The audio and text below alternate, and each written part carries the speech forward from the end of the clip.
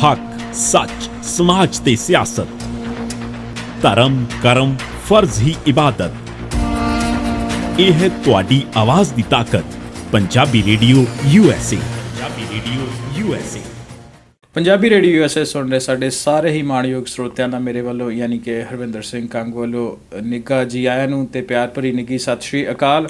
ਤੇ ਸਰੋਤਿਓ, ਜਿਵੇਂ ਤੁਹਾਡੇ ਲਈ ਇਸ ਪ੍ਰੋਗਰਾਮ ਅਸੀਂ ਲੈ ਕੇ ਆਉਂਦੇ ਖਾਸ ਮੁਲਾਕਾਤ। ਇਸ ਪ੍ਰੋਗਰਾਮ ਦੇ ਵਿੱਚ ਤੁਹਾਡੀ ਅਸੀਂ ਜਾਣ ਪਛਾਣ ਕਰਾਉਂਦੇ ਹਾਂ ਕਿਸੇ ਉੱਗੀ ਮਹਾਨ ਸ਼ਖਸੀਅਤ ਦੇ ਨਾਲ ਹਰ ਵਾਰੀ। ਅਤੇ ਇਸ ਵਾਰ ਅਸੀਂ ਬਹੁਤ ਖੁਸ਼ਕਿਸਮਤ ਹਾਂ, ਸਾਡੇ ਸਟੂਡੀਓ ਦੇ ਵਿੱਚ ਮੌਜੂਦ ਨੇ ਸਰਦਾਰ ਜਰਨੈਲ ਸਿੰਘ।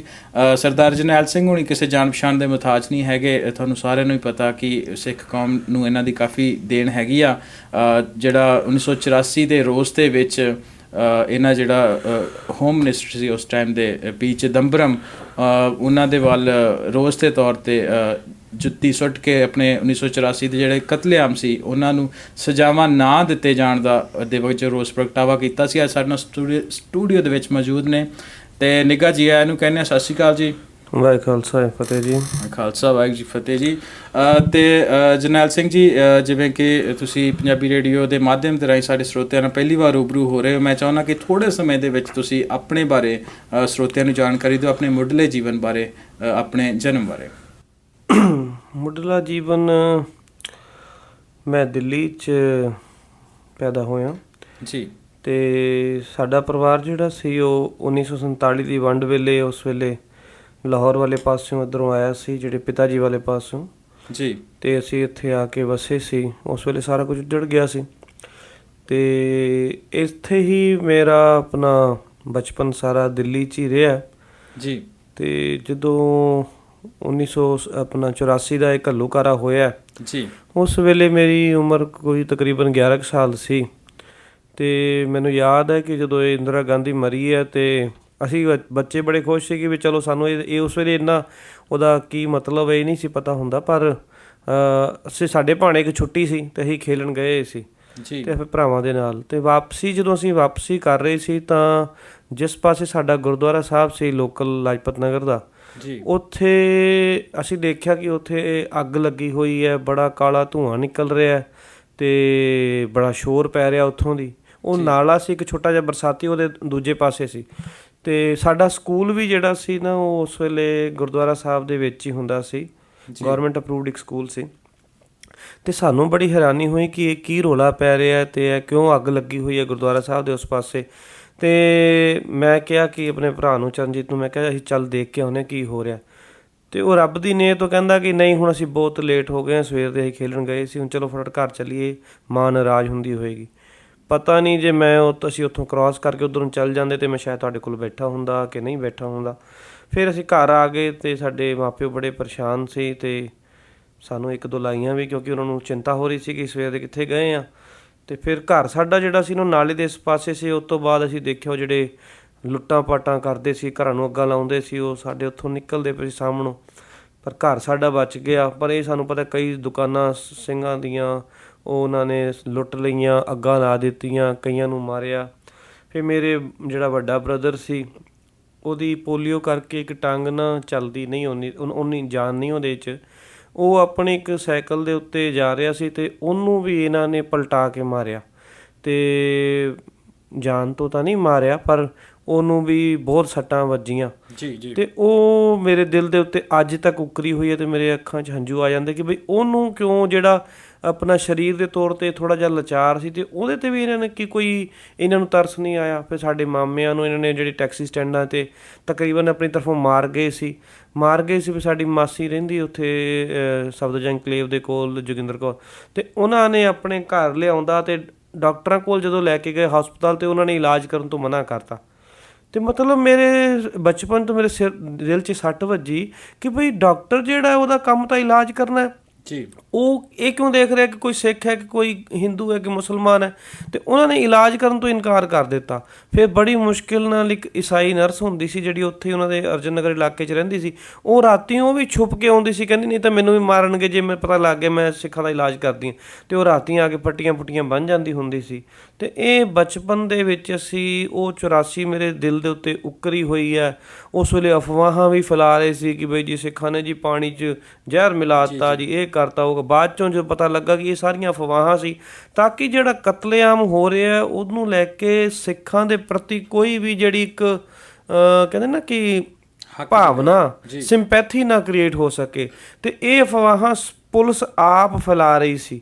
ਤੇ ਇਹ ਇਸ ਤਰ੍ਹਾਂ ਦੇ ਨਾਲ ਵੀ ਸਿੱਖਾਂ ਉੱਥੋਂ ਦੀ ਪੰਜਾਬ ਤੋਂ ਜੀ ਗੱਡੀ ਹਿੰਦੂਆਂ ਦੀ ਕੱਟ ਕੇ ਭੇਜੀ ਹੈ ਜੀ, ਇੱਦਾਂ ਦੀਆਂ ਗੱਲਾਂ ਜਿਹੜੀਆਂ ਉਹਨਾਂ ਨੇ ਫੈਲਾਈਆਂ, ਤਾਂ ਕਿ ਜਦੋਂ ਕਤਲੇਆਮ ਕਰਨਾ ਹੈ ਤੇ ਕਿਉਂਕਿ ਮਨੁੱਖ ਤਾਂ ਮਨੁੱਖ ਹੀ ਹੈ ਨਾ, ਤੇ ਮਨੁੱਖ ਦੇ ਦਿਲ ਵਿੱਚ ਇਹ ਆ ਵੀ ਸਕਦਾ ਕਿ ਅਸੀਂ ਗਲਤ ਜ਼ੁਲਮ ਹੋ ਰਿਹਾ, ਤੇ ਉਹਦੇ ਵਿੱਚ ਉਹਦੀ ਭਾਵਨਾ ਉਪਜ ਹੀ ਨਾ ਸਕੇ। ਇਹਦੇ ਲਈ ਇਹੋ ਜਿਹੀਆਂ ਅਫਵਾਹਾਂ ਦੇ ਕੇ ਭਾਵਨਾ ਭੜਕਾ ਦਿੱਤੀ ਗਈ ਕਿ ਬਈ ਉੱਥੇ ਪੰਜਾਬ 'ਚੋਂ ਗੱਡੀਆਂ ਹਿੰਦੂਆਂ ਦੀਆਂ ਕੱਟ ਕੇ ਭੇਜੀਆਂ ਜਾ ਰਹੀਆਂ, ਉਹਨਾਂ ਨੇ ਪਾਣੀ ਵਿੱਚ ਜ਼ਹਿਰ ਮਿਲਾਤਾ ਹੈ ਤੇ ਉਹਨਾਂ ਨੇ ਸਾਡੀ ਮਾਂ ਮਾਰ ਦਿੱਤੀ ਹੈ, ਤੇ ਉੱਥੇ ਰੇਡੀਓ ਜਿਹੜਾ TV ਜਿਹੜਾ ਦੂਰਦਰਸ਼ਨ ਨੂੰ ਖੂਨ ਕਾ ਬਦਲਾ ਖੂਨ ਦਿਖਾਈ ਜਾਂ, ਤੇ ਇੱਕ ਮਾਹੌਲ ਸਿਰਜ ਕੇ ਪ੍ਰੈਪੋਗੰਡਾ ਰਚ ਕੇ ਫਿਰ ਇਹਨਾਂ ਨੇ ਸਿੱਖਾਂ ਦਾ ਜਿਹੜਾ ਨਾ ਉੱਥੇ ਘਾਣ ਕਰਾਇਆ। ਤੇ ਇਹ ਮੇਰੇ ਬਚਪਨ ਜਿਹੜਾ ਨਾ ਉਹ 84 ਦੀ ਯਾਦਾਂ ਦੇ ਨਾਲ ਇੱਕ ਤਰ੍ਹਾਂ ਦੇ ਨਾਲ ਜੁੜਿਆ ਹੋਇਆ। ਉਹਦੇ ਬਾਰੇ ਵੀ ਦੇਖੇ, ਜਿਹੜੇ ਬੱਚੇ ਹੁੰਦੇ ਸੀ ਸਾਡੇ ਜਿਨ੍ਹਾਂ ਨਾਲ ਖੇਲਦੇ ਸੀ, ਜਿਹੜੇ ਸਿੱਖ ਨਹੀਂ ਸੀ, ਉਹ ਵੀ ਸਾਡੇ ਨਾਲ ਵਿਤਕਰਾ ਕਰਦੇ ਸੀ, ਉਹ ਸਾਨੂੰ ਟੋਂਟ ਕਰਦੇ ਸੀ, ਕਦੇ ਕਦੇ 12 ਵੱਜ ਗਏ ਤੇ ਕਦੇ ਕੀ ਕਹਿੰਦੇ ਸੀ, ਫਿਰ ਉਹ ਮਾਰਨ ਪਿੱਟੀ ਅਸੀਂ ਖੇਡਦੇ ਹੁੰਦੇ ਸੀ ਬੱਚੇ। ਮੈਨੂੰ ਯਾਦ ਆ ਉਹਨਾਂ ਰਬੜ ਦੀ ਬੋਲ ਹੁੰਦੀ ਸੀ ਬਣਾ ਕੇ, ਤੇ ਉਹਨਾਂ ਨੇ ਸਾਡੇ 3 ਭਰਾਵਾਂ ਨੂੰ ਹੀ ਨਾ ਟਾਰਗੇਟ ਬਣਾਉਣਾ ਸਾਰਿਆਂ ਨੇ ਮਿਲ ਕੇ, ਤੇ ਅਸੀਂ ਉਹਦਾ ਮੁਕਾਬਲਾ ਬੜਾ ਕਰਨਾ ਆਪਣੀ ਤਰਫੋਂ। ਪਰ ਇਹ ਜਿਹੜੀਆਂ ਗੱਲਾਂ ਜਦੋਂ ਬੱਚਾ ਹੁੰਦਾ ਨਾ, ਜਦੋਂ ਉਹਦਾ ਮਨ ਬੜਾ ਕੋਮਲ ਹੁੰਦਾ, ਤੇ ਉਹਦੇ ਉੱਤੇ ਇੱਕ ਸੱਟ ਵੱਜਦੀ ਹੈ ਜਦੋਂ ਉਹ ਦੇਖਦਾ ਕਿ ਉਹਦੇ ਨਾਲ ਇੱਦਾਂ ਵਿਤਕਰਾ ਹੋ ਰਿਹਾ। ਤੇ ਇਹ ਸਭ ਚੀਜ਼ਾਂ ਮਤਲਬ ਯਾਦਾਂ ਜਿਹੜੀਆਂ ਬਚਪਨ ਦੀਆਂ, ਕੋਈ ਬਹੁਤ ਹਰੇਕ ਨੂੰ ਆਪਣਾ ਬਚਪਨ ਪਿਆਰਾ ਹੁੰਦਾ, ਪਰ ਇਹ ਕੁਝ 84 ਕਰਕੇ ਉਸ ਸਮੇਂ ਦੇ ਵਿੱਚ ਸਾਡਾ ਬਚਪਨ ਸੀ, ਕੋਈ ਇੰਨੀਆਂ ਮਤਲਬ ਕਿ ਕੁਝ ਉਹਦੇ ਦੁਖਦਾਈ ਘਟਨਾਵਾਂ ਵੀ ਹੋਈਆਂ। ਜੀ ਜੀ ਜੀ, ਤੇ ਧੰਨਵਾਦ ਜਾਣਕਾਰੀ ਦੇ ਲਈ। ਤੇ ਕਿਉਂਕਿ ਆਪਾਂ 1984 ਦੇ ਦਿੱਲੀ ਏਰੀਆ ਦੀ ਗੱਲ ਕਰਦੇ ਹਾਂ, ਨਵੰਬਰ 1984 ਦੇ ਕਤਲੇਆਮ ਦੀ, ਤੇ ਤੁਸੀਂ ਜਿੱਦਾਂ ਦੱਸਿਆ ਤੁਸੀਂ ਬਿਲਕੁਲ ਚਸ਼ਮਦੀਦ ਗਵਾਹ ਸੀ ਉੱਥੇ। ਤੇ ਇੱਥੇ ਮੈਂ ਥੋੜ੍ਹੀ ਹੋਰ ਜਾਣਕਾਰੀ ਲੈਣੀ ਚਾਹਾਂਗਾ ਤੁਹਾਡੇ ਕੋਲੋਂ ਕਿ 1984 ਦੇ ਵਿੱਚ ਦਿੱਲੀ ਦਾ ਕਿਹੜਾ ਏਰੀਆ ਸੀ ਜਿਹੜਾ ਸਭ ਤੋਂ ਵੱਧ ਅਫੈਕਟਡ ਸੀ, ਤੇ ਉਹਦਾ ਕੀ ਕਾਰਨ ਸੀ? ਵੈਸੇ ਤਾਂ ਓਵਰਆਲ ਦਿੱਲੀ, ਬਕੈਰੋ, ਕਾਨਪੁਰ, ਹੋਰ ਵੀ ਸ਼ਹਿਰ, ਪਰ ਦਿੱਲੀ ਦੇ ਵਿੱਚ ਖਾਸ ਤੌਰ 'ਤੇ ਜੇ ਅਸੀਂ ਗੱਲ ਕਰੀਏ ਤਾਂ ਦਿੱਲੀ ਦਾ ਕਿਹੜਾ ਏਰੀਆ ਜਿੱਥੇ ਸਭ ਤੋਂ ਵੱਧ ਕਤਲੇਆਮ ਹੋਇਆ, ਸਭ ਤੋਂ ਵੱਧ ਜਿਹੜੇ ਉੱਥੇ ਫਸਾਦੀ ਸੀ, ਉਹਨਾਂ ਸਿੱਖਾਂ ਦੀਆਂ ਦੁਕਾਨਾਂ ਨੂੰ ਜਾਂ ਬਿਜ਼ਨੈਸਿਸ ਨੂੰ ਜਾਂ ਘਰਾਂ ਨੂੰ ਨਿਸ਼ਾਨਾ ਬਣਾਇਆ, ਤਾਂ ਉਹਦਾ ਕੀ ਕਾਰਨ ਹੋ ਸਕਦਾ? ਦੇਖੋ, ਵੈਸੇ ਤਾਂ ਆਰਡਰ ਜਿਹੜੇ ਸੀ ਉਹ ਰਾਜੀਵ ਗਾਂਧੀ ਦੇ ਪ੍ਰਾਈਮ ਮਿਨਿਸਟਰ ਤੋਂ, ਹੋਮ ਮਿਨਿਸਟਰ ਲੈਵਲ ਤੋਂ ਹੀ ਆਏ ਸੀ, ਤੇ ਉਹ ਆਰਡਰ ਉਹਨਾਂ ਦੇ ਸਾਰੇ ਜਿੰਨੇ ਵੀ ਕਾਂਗਰਸੀ ਵਰਕਰ ਸੀ ਉਹਨਾਂ ਸਾਰਿਆਂ ਨੂੰ ਗਏ ਸੀ। ਗੱਲ ਇਹ ਹੈ ਕਿ ਹੁਣ ਕਿਸ ਨੇ ਕਿੰਨੇ ਉਹਨੂੰ ਫੁੱਲ ਚੜਾਏ ਤੇ ਕਿੰਨਾ ਉਹਦੇ ਉੱਤੇ ਉਹਨੇ ਇੰਪਲੀਮੈਂਟੇਸ਼ਨ ਕੀਤਾ, ਇਹ ਉਹਦੇ ਉੱਤੇ ਡਿਪੈਂਡ ਕਰਦਾ। ਤੇ ਸਭ ਤੋਂ ਜ਼ਿਆਦਾ ਦਿੱਲੀ ਦੇ ਅੰਦਰ 3 ਜਗ੍ਹਾ ਦੇ ਉੱਤੇ ਸਿੱਖਾਂ ਦਾ ਘਾਣ ਹੋਇਆ। ਇੱਕ ਤਾਂ ਮੇਨ ਜਿਹੜਾ ਸੀ ਨਾ HKL ਭਗਤ ਦਾ ਇਲਾਕਾ ਸੀ, ਕਿਉਂਕਿ ਉਹ ਯਮੁਨਾ ਪਾਰ ਤੋਂ ਲੀਡਰ ਸੀ ਤੇ ਮੈਂਬਰ ਆਫ ਪਾਰਲੀਮੈਂਟ ਸੀ ਕਾਂਗਰਸ ਦਾ, ਤੇ ਵੱਡਾ ਗੁੰਡਾ ਕਹਾਉਂਦਾ ਸੀ। ਤੇ ਉੱਥੇ ਸਭ ਤੋਂ ਜ਼ਿਆਦਾ ਜਿਹੜਾ ਉਹਦਾ ਤ੍ਰਿਲੋਕਪੁਰੀ ਦਾ ਇਲਾਕਾ, ਆਨੰਦ ਨਗਰੀ ਦਾ ਇਲਾਕਾ, ਜਿਹੜਾ ਜਿੱਥੇ ਉਹਦਾ ਗੜ੍ਹ ਸੀ, ਉੱਥੇ ਸਭ ਤੋਂ ਜ਼ਿਆਦਾ ਹੋਇਆ। ਦੂਜਾ ਇਲਾਕਾ ਜਿਹੜਾ ਸਭ ਤੋਂ ਜ਼ਿਆਦਾ ਕਤਲੇਆਮ ਹੋਇਆ ਉਹ ਸੀਗਾ ਸੱਜਣ ਕੁਮਾਰ ਦਾ। ਮੈਂ ਗੱਲ ਕਰਾਂ, ਮੈਂ ਦਿੱਲੀ ਦੇ ਇਲਾਕੇ ਨਹੀਂ ਕਹਿ ਰਿਹਾ, ਮੈਂ ਉਹ ਇਲਾਕੇ ਕਹਿ ਰਿਹਾ ਜਿਹੜੇ ਇਹਨਾਂ ਕਾਂਗਰਸੀ ਲੀਡਰਾਂ ਦੇ ਸੀ, ਕਿਉਂਕਿ ਕਤਲੇਆਮ ਉਸ ਹਿਸਾਬ ਨਾਲ ਹੋਇਆ। ਤੇ ਇਹਨਾਂ ਦਾ ਇਹਦਾ ਇਲਾਕਾ ਜਿਹੜਾ ਇਹ ਨਾਂਗਲੋਈ, ਪਾਲਮ ਵਾਲਾ ਸਾਰਾ ਇਲਾਕਾ ਸੀ, ਉੱਥੇ ਸਿੱਖਾਂ ਦਾ ਕਤਲੇਆਮ ਹੋਇਆ। ਮੈਂ ਇੱਥੇ ਇੱਕ ਗੱਲ ਮੈਨੂੰ ਤੁਰਦੇ ਤੁਰਦੇ ਕਹਿ ਦਿਆਂ, ਇਹ ਸੱਜਣ ਕੁਮਾਰ ਵਰਗਿਆਂ ਨੇ ਨਾਨਾਵਟੀ ਕਮਿਸ਼ਨ ਦੀ ਰਿਪੋਰਟ 'ਚ ਵੀ ਹੈ, ਮੋਤੀ ਸਿੰਘ ਦਾ ਹਲਫਨਾਮਾ ਜਿਹਦੇ 'ਚ ਉਹਦੇ 2 ਪੋਤੇ ਮਾਰੇ ਗਏ ਸੀ, ਉਹਨੇ ਲਿਖਿਆ, ਪਾਰਲੀਮੈਂਟ 'ਚ ਟੇਬਲ ਹੋਈ ਹੈ ਰਿਪੋਰਟ, ਉਹਦੇ ਵਿੱਚ ਉਹ ਕਹਿੰਦਾ ਹੈ ਕਿ मैं सज्जन कुमार को कहते हुए सुनिया कि रोशन सिंह और भाग सिंह को जिसने मारा उसको 1,000 रुपया और जो और सिख को कत्ल करेगा उसको 500 रुपये का इनाम दिया जाएगा। यानी कि ਜਿਹੜੇ ਸਿੱਖਾਂ ਦੇ ਕਤਲੇਆਮ ਕਰਾਇਆ ਇਹਨੇ ਘੱਲੂਘਾਰਾ ਆ, ਸਿੱਖਾਂ ਦੇ ਸਿਰਾਂ ਦੇ ਮੁੱਲ ਪਾਏ। ਜਿੱਦਾਂ ਸਿੱਖਾਂ ਦੇ ਸਿਰਾਂ ਦੇ ਮੁੱਲ ਉੱਥੇ ਜ਼ਕਰੀਆ ਖਾਨ ਨੇ ਪਾਏ ਸੀ, ਮੀਰ ਮੰਨੂ ਨੇ ਪਾਏ ਸੀ, ਉੱਦਾਂ ਹੀ ਇਹਨਾਂ ਕਾਤਲਾਂ ਨੇ ਸਾਡੇ ਸਿੱਖਾਂ ਦੇ ਸਿਰਾਂ ਦੇ ਮੁੱਲ ਪਾਏ ਹੈ। ਤੇ ਉਹਦੇ ਇਹ ਸੱਜਣ ਕੁਮਾਰ ਦੇ ਕਹਿਣ ਤੋਂ ਬਾਅਦ ਉਸ ਇਲਾਕੇ ਦੇ ਅੰਦਰ ਜਿਹੜਾ ਇੱਕ ਪਰਟੀਕੂਲਰ ਇਲਾਕਾ ਮੈਂ ਦੱਸ, ਜਿਹੜਾ ਨਾਂਗਲੋਈ ਵਾਲਾ ਇਲਾਕਾ, 400 ਸਿੱਖਾਂ ਦਾ ਕਤਲ ਹੋਇਆ। ਤੇ ਯਾਨੀ ਕਿ ਇਹ ਪੈਸੇ ਵੀ ਦੇ ਰਹੇ ਸੀ, ਸ਼ਰਾਬਾਂ ਵੀ ਪਿਆ ਰਹੇ ਸੀ, ਤੇ ਕਤਲੇਆਮ ਦਾ ਨੰਗਾ ਨਾਚ ਖੇਡ ਰਹੇ। ਤੀਜਾ ਇਲਾਕਾ ਜਿਹੜਾ ਸੀ ਇਹ ਤੁਹਾਡਾ ਇੱਕ ਧਰਮਦਾਸ ਸ਼ਾਸਤਰੀ ਤੇ ਇਹਦਾ ਜਗਦੀਸ਼ ਟਾਈਲਰ ਦਾ, ਇਹ ਥੋੜ੍ਹਾ ਜਿਹਾ ਸੈਂਟਰ ਦਿੱਲੀ ਵਾਲਾ ਪਾਸਾ ਪੈ ਜਾਂਦਾ ਹੈ, ਕਰੋਲ ਬਾਗ ਵਾਲਾ ਇਲਾਕਾ, ਪਹਾੜਗੰਜ ਵਾਲਾ ਇਲਾਕਾ, ਇੱਥੇ ਕਤਲੇਆਮ ਹੋਇਆ। ਤੇ ਇਸ ਕਰਕੇ ਸਭ ਤੋਂ ਜ਼ਿਆਦਾ ਕਤਲੇਆਮ ਜਿਹੜਾ ਹੋਇਆ ਉਹ ਉਸ ਪਾਸੇ ਯਮੁਨਾ ਪਾਰ, ਫਿਰ ਇਹਦਾ ਸੱਜਣ ਕੁਮਾਰ ਵਾਲਾ ਇਲਾਕਾ, ਤੇ ਫਿਰ ਤੀਜਾ ਇਹ ਵਾਲਾ ਇਲਾਕਾ ਜਿਹੜਾ ਸੀ। ਤੇ ਇਹਨਾਂ ਤੋਂ ਇਲਾਵਾ ਜਿਹੜਾ ਦਿੱਲੀ ਦਾ ਇਲਾਕਾ ਸੀ ਉੱਥੇ ਕਤਲ ਘੱਟ ਹੋਏ, ਪਰ ਦੁਕਾਨਾਂ ਲੁੱਟਣੀਆਂ, ਲੋਕਾਂ ਦੇ ਘਰਾਂ ਨੂੰ ਅੱਗਾਂ ਲਾਣੀਆਂ, ਉਹ ਸਭ ਹੋਇਆ। ਤੇ ਜਿੰਨੇ ਫਿਰ ਆਪਣੇ ਨੰਬਰ ਬਣਾਉਣੇ ਸੀ ਉਹਦੇ ਸਾਹਮਣੇ, ਰਾਜੀਵ ਗਾਂਧੀ ਦੇ ਸਾਹਮਣੇ, ਉਹਨੇ ਫਿਰ ਉਹਨਾਂ ਖੁੱਲ੍ਹ ਕੇ ਉਹ ਕਤਲੇਆਮ ਕਰਾਇਆ। ਜਿੱਦਾਂ ਹੁਣ ਤਰਲੋਕਪੁਰੀ ਦਾ ਇਲਾਕਾ, ਉਹ ਤਰਲੋਕਪੁਰੀ ਦੇ ਇਲਾਕੇ ਦੀ ਜਿਹੜੀ ਤੁਸੀਂ ਗੱਲ ਕਰਦੇ ਹੋ, ਜਿਹੜੇ ਤਿਲਕ ਵਿਹਾਰ 'ਚ ਹੁਣ ਜਿਹੜੇ ਵਿਚਾਰੇ ਰਹਿੰਦੇ ਆ, ਇਹ ਮੈਕਸੀਮਮ ਉੱਥੋਂ ਦੀ ਆਏ ਆ। ਤਰਲੋਕਪੁਰੀ ਦੇ ਅੰਦਰ ਇੱਕ 32 ਨੰਬਰ ਬਲਾਕ ਆ। 32 ਨੰਬਰ ਬਲਾਕ 'ਚ 500 ਸਿੱਖ ਰਹਿੰਦੇ ਸੀ। 500 ਸਿੱਖਾਂ ਦਾ ਪਹਿਲਾਂ ਜਦੋਂ ਉਹ 84 ਦੇ ਵੇਲੇ ਜਦੋਂ ਰੋੜਾ ਪੈਣਾ ਸ਼ੁਰੂ ਹੋਇਆ ਨਾ, ਤੇ ਉਹਨਾਂ ਨੇ ਆਪਣਾ ਮੁਕਾਬਲਾ ਕਰਨਾ ਸ਼ੁਰੂ ਕੀਤਾ। ਉਹਨਾਂ ਨੇ 2-3 ਵਾਰੀ ਮੁਕਾਬਲਾ ਕੀਤਾ ਤੇ ਭੀੜ ਨੂੰ ਪਿੱਛੇ ਭਜਾਤਾ। ਹੁਣ ਜਿਹੜਾ ਨਾ ਉੱਥੇ ਜਿਹੜਾ ਸ਼ੂਰਵੀਰ ਤਿਆਗੀ SHO ਸੀ, ਉਹ ਸ਼ੂਰਵੀਰ ਤਿਆਗੀ SHO ਉੱਥੇ ਪਹੁੰਚਿਆ ਤੇ ਉਹਨੇ, ਕਿਉਂਕਿ ਇਹਨਾਂ ਨੂੰ ਖਬਰ, ਇਹ ਕਿੰਨਾ ਦੇਖੋ ਨਾ ਆਪਣਾ ਪਲੈਨਡ ਢੰਗ ਨਾਲ ਚੱਲ ਰਿਹਾ ਸੀ ਤੇ ਕੋਆਰਡੀਨੇਟਿਡ ਸੀ ਕਿ ਜਿੱਥੇ ਸਿੱਖ ਮੁਕਾਬਲਾ ਕਰਦੇ ਸੀ ਉੱਥੇ ਪੁਲਿਸ ਪਹੁੰਚ ਜਾਂਦੀ ਸੀ। ਤੇ ਉੱਥੇ ਉਹ ਆ ਗਿਆ ਤੇ ਆ ਕੇ ਉਹਨੇ ਸਿੱਖਾਂ ਨੂੰ ਕਿਹਾ ਕਿ ਬਈ ਤੁਸੀਂ ਹੁਣ ਆਪਣੇ ਆਪਣੇ ਘਰਾਂ ਨੂੰ ਜਾਓ, ਪੁਲਿਸ ਆ ਗਈ ਹੈ ਤੇ ਹੁਣ ਅਸੀਂ ਇਹਨਾਂ ਨੂੰ ਭੀੜ ਨੂੰ ਪਿੱਛੇ ਕਰ ਦਿਆਂਗੇ। ਉਹਨੇ ਥੋੜ੍ਹਾ ਜਿਹਾ ਭੀੜ ਨੂੰ ਪਿੱਛੇ ਕੀਤਾ ਤੇ ਇਹਨਾਂ ਤੋਂ ਆਪਣੇ ਉਹਨਾਂ ਨੂੰ ਕਿਹਾ ਤੁਸੀਂ ਆਪਣੇ ਹਥਿਆਰ ਥਿਊਰ ਆਪਣੀਆਂ ਕਿਰਪਾਨਾਂ ਪਿੱਛੇ ਰੱਖ ਦਿਓ ਤੇ ਆਪਣੇ ਆਪਣੇ ਘਰਾਂ ਨੂੰ ਜਾਓ। ਸਾਰੇ ਆਪਣੇ ਆਪਣੇ ਘਰਾਂ 'ਚ ਜਿੱਦਾਂ ਹੀ ਚਲੇ ਗਏ, ਗੱਲ ਮੰਨ ਕੇ ਵੀ ਪੁਲਿਸ ਆ ਗਈ ਹੈ, ਤੇ ਸ਼ੂਰਵੀਰ ਤਿਆਗੀ ਨੇ ਮਿਲ ਕੇ ਭੀੜ ਦੇ ਨਾਲ ਹਮਲਾ ਕਰਾ ਦਿੱਤਾ ਤੇ 500 ਦੇ 500 ਸਿੱਖ ਕਤਲ ਹੋ ਗਏ ਉੱਥੇ। ਇੱਕ ਘਰ ਨਹੀਂ ਬਚਿਆ ਜਿਹੜਾ ਉਹਦੇ 'ਚ ਵਿਧਵਾ ਨਾ ਹੋਈ ਹੋਏ, ਇੱਕ ਘਰ ਨਹੀਂ ਬਚਿਆ ਜਿਹਦੇ 'ਚ ਬੱਚਾ ਜਿਹੜਾ ਅਨਾਥ ਨਾ ਹੋਇਆ। ਕੋਈ ਬੰਦਾ ਨਹੀਂ ਰਹਿਣ ਦਿੱਤਾ ਇਹਨਾਂ ਨੇ ਤੇ ਸਾਰੇ ਕਤਲੇਆਮ ਕਰਾਤੇ। ਉਹਦੇ ਨਾਲ ਹੀ 29 ਨੰਬਰ ਬਲਾਕ ਆ ਜੀ। 29 ਨੰਬਰ ਬਲਾਕ ਦੇ ਅੰਦਰ ਉਹਨਾਂ ਨੇ ਪੁਲਿਸ ਦੀ ਗੱਲ ਨਹੀਂ ਮੰਨੀ ਜੀ, ਤੇ ਪੁਲਿਸ ਦੀ ਗੱਲ ਨਹੀਂ ਮੰਨੀ ਤੇ ਉੱਥੇ ਕਤਲੇਆਮ ਨਹੀਂ ਹੋਇਆ। ਪਰ ਹੈਰਾਨੀ ਦੀ ਗੱਲ ਹੈ ਕਿ ਪੁਲਿਸ ਉਹਨਾਂ ਸਾਰਿਆਂ ਨੂੰ, ਕਿ ਸਾਡੀ ਗੱਲ ਨਹੀਂ ਮੰਨਦੇ, ਫੜ ਕੇ ਗ੍ਰਿਫਤਾਰ ਕਰਕੇ ਲੈ ਗਈ ਸੀ। ਤੇ ਜਿਹੜੀਆਂ ਗ੍ਰਿਫਤਾਰੀਆਂ ਵੀ 84 'ਚ ਹੋਈਆਂ, ਤਕਰੀਬਨ 236 ਕੇ 235 ਸਿੱਖ ਗ੍ਰਿਫਤਾਰ, ਉਹ ਸਾਰੇ ਸਿੱਖ ਗ੍ਰਿਫਤਾਰ ਕੀਤੇ। ਕਿਸੇ ਕਤਲ ਕਰਨ ਵਾਲੇ ਨੂੰ, ਕਿਸੇ ਜੁਰਮ ਕਰਨ ਵਾਲੇ ਨੂੰ ਗ੍ਰਿਫਤਾਰ ਨਹੀਂ ਕੀਤਾ। ਆਪਣੇ ਆਪ ਨੂੰ ਡਿਫੈਂਡ ਕਰਨ ਵਾਲੇ ਸਿੱਖਾਂ ਨੂੰ ਇਹਨਾਂ ਨੇ ਗ੍ਰਿਫਤਾਰ ਕੀਤਾ। ਤੇ ਉਹੀ ਜਿਹੜੀਆਂ ਵਿਧਵਾਵਾਂ ਜਿਹੜੀਆਂ ਆ, ਤੁਸੀਂ ਹੁਣ ਕਹਿੰਦੇ ਹੋ ਵਿਡੋ ਕਲੋਨੀ ਕਹਿ ਦਿੰਦੇ ਹੋ, ਜਾਂ ਤਿਲਕ ਵਿਹਾਰ 'ਚ ਉੱਥੇ ਹੁਣ ਆ ਕੇ ਵਸਿਓ, ਕਿਉਂਕਿ ਉਹਨਾਂ ਦੇ ਘਰ ਦਾ ਕੋਈ ਵੀ ਨਹੀਂ ਸੀ ਬਚਿਆ। ਜੀ ਜੀ ਜੀ ਜੀ ਬਹੁਤ ਬਹੁਤ ਧੰਨਵਾਦ ਜਾਣਕਾਰੀ ਦੇਣ ਦੇ ਲਈ। ਡੀਟੇਲਡ ਸਮਝ ਸਕਦਾ ਮੈਂ, ਕਿਉਂਕਿ ਤੁਸੀਂ ਉਸ ਟਾਈਮ ਦੇ ਵਿੱਚ ਹੈਗੇ ਸੀ, ਤੁਸੀਂ ਉਸ ਸਾਰੀ ਚੀਜ਼ ਨੂੰ ਬੜਾ ਲਾਗੋਂ ਦੀ ਦੇਖਿਆ।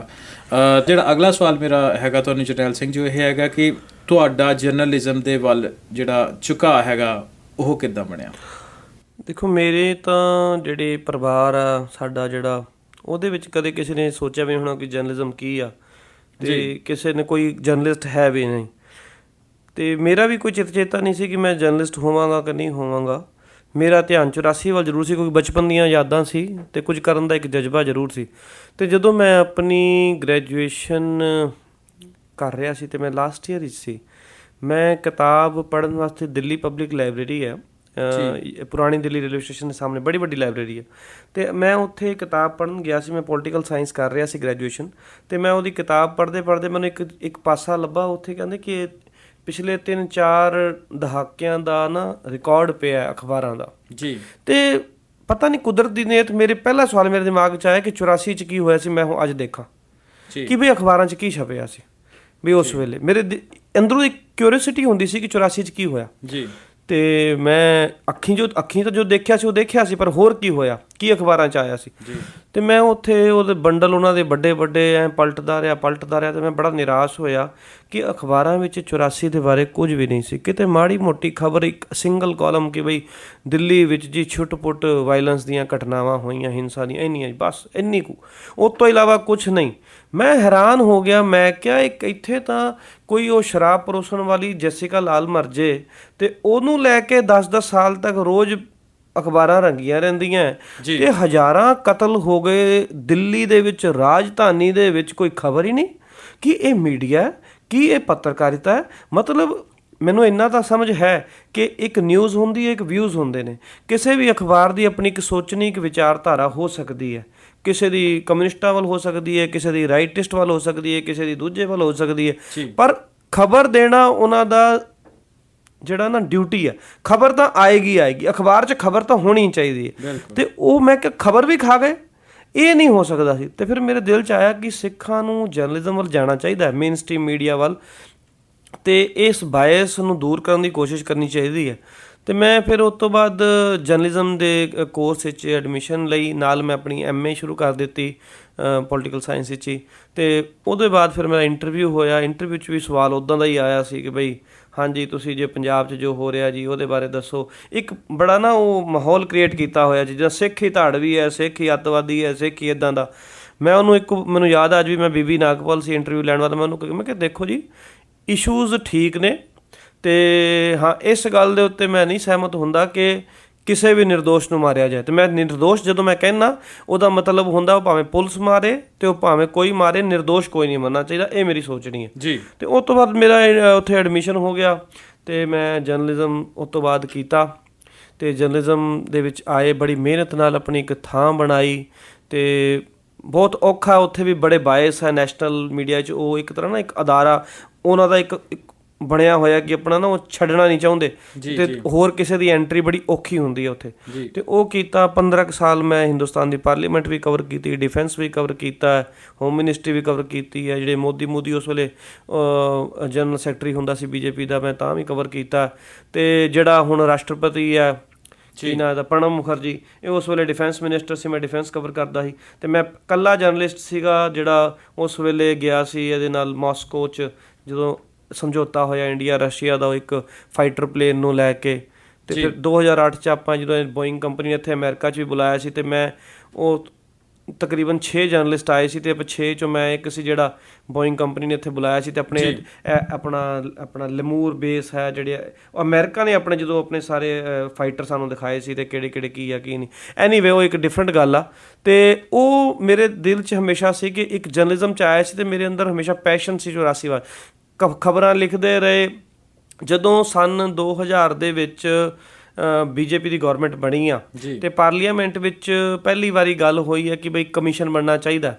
ਇਹਨਾਂ ਦੇ ਬੀਜੇਪੀ ਦੀ ਗੌਰਮੈਂਟ ਤੋਂ ਪਹਿਲਾਂ ਬਣੇ ਆ ਕਈ ਕਮੇਟੀਆਂ ਕਮਿਸ਼ਨ, ਅਤੇ ਉਦੋਂ ਗੱਲ ਹੋਈ। ਅਤੇ ਮੈਨੂੰ ਯਾਦ ਹੈ KR ਮਲਕਾਨੀ ਸੀ ਬੀਜੇਪੀ ਦਾ, ਅਤੇ ਲਾਲ ਕ੍ਰਿਸ਼ਨ ਅਡਵਾਨੀ ਹੋਮ ਮਿਨਿਸਟਰ ਸੀ। ਅਤੇ ਉਹਨੇ ਕਿਹਾ ਕਿ ਬਈ 84 ਦੇ ਜਿਹੜਾ ਹੋਇਆ ਉਹਦੀ ਨਾ ਇੱਕ ਜਾਂਚ ਹੋਣੀ ਚਾਹੀਦੀ ਹੈ। ਅਤੇ ਅਡਵਾਨੀ ਇਨੀਸ਼ੀਅਲੀ ਕਹਿੰਦਾ ਕਿ ਨਹੀਂ ਜੀ ਕੀ ਲੋੜ ਹੈ, ਇੰਨੇ ਟਾਈਮ ਬਾਅਦ ਹੁਣ ਕੋਈ ਗਵਾਹ ਨਹੀਂ, ਹੁਣ ਕੀ ਫਾਇਦਾ ਹੋਏਗਾ ਕੀ ਨਹੀਂ, ਇੱਦਾਂ ਉਹਨੇ ਗੱਲ ਕੀਤੀ। ਅਤੇ ਫਿਰ ਥੋੜ੍ਹਾ ਜਿਹਾ ਰੌਲਾ ਪੈਣ ਲੱਗ ਪਿਆ। ਜਿਹੜੇ ਇੱਥੋਂ ਦੀ ਸੀਗੇ ਸੋਸ਼ਲਿਸਟ ਪਾਰਟੀਆਂ ਸੀ ਜਿੱਦਾਂ ਸ਼ਰਦ ਯਾਦਵ ਵਗੈਰਾ, ਇਹ ਵੀ ਥੋੜ੍ਹਾ ਰੌਲਾ ਪਾਉਣ ਲੱਗ ਪਏ। ਉਹਨੂੰ ਲੱਗਾ ਕਿ ਚਲੋ ਹੁਣ ਇਹਨਾਂ ਨੂੰ ਘੇਰੀਏ, ਅਤੇ ਉੱਧਰੋਂ ਕਮਿਊਨਿਸਟ ਵੀ ਰੌਲਾ ਪਾਉਣ ਲੱਗ ਪਏ ਕਿ ਬੀਜੇਪੀ ਨੂੰ ਘੇਰਿਆ ਜਾਏਗੀ, 84 ਦੀ ਕਰ ਨਹੀਂ ਰਹੀ। ਅਤੇ ਹੁਣ ਉਹਨੇ ਕਿਹਾ ਕਿ ਠੀਕ ਹੈ ਫਿਰ ਅਸੀਂ ਕਮਿਸ਼ਨ ਬਣਾਉਂਦੇ ਹਾਂ। ਮੈਨੂੰ ਯਾਦ ਹੈ ਮੈਂ ਉਹਦੀ ਰਿਪੋਰਟ ਵੀ ਲਿਖੀ ਸੀ।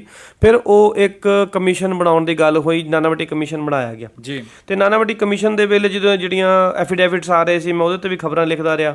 ਅਤੇ ਨਾਨਾਵਟੀ ਕਮਿਸ਼ਨ ਆਉਣ ਤੋਂ ਬਾਅਦ ਇਹ ਪੇਸ਼ ਹੋਇਆ। ਨਾਨਾਵਟੀ ਕਮਿਸ਼ਨ ਜਦੋਂ ਬਣਿਆ ਉਦੋਂ ਬੀਜੇਪੀ ਦੀ ਗੌਰਮੈਂਟ ਸੀ, ਅਤੇ ਜਦੋਂ ਇਹਦੀ ਰਿਪੋਰਟ 2005 'ਚ ਪੇਸ਼ ਹੋਈ ਆ, ਅਤੇ ਮਨਮੋਹਨ ਸਿੰਘ ਦੀ ਗੌਰਮੈਂਟ ਆ ਚੁੱਕੀ ਸੀ।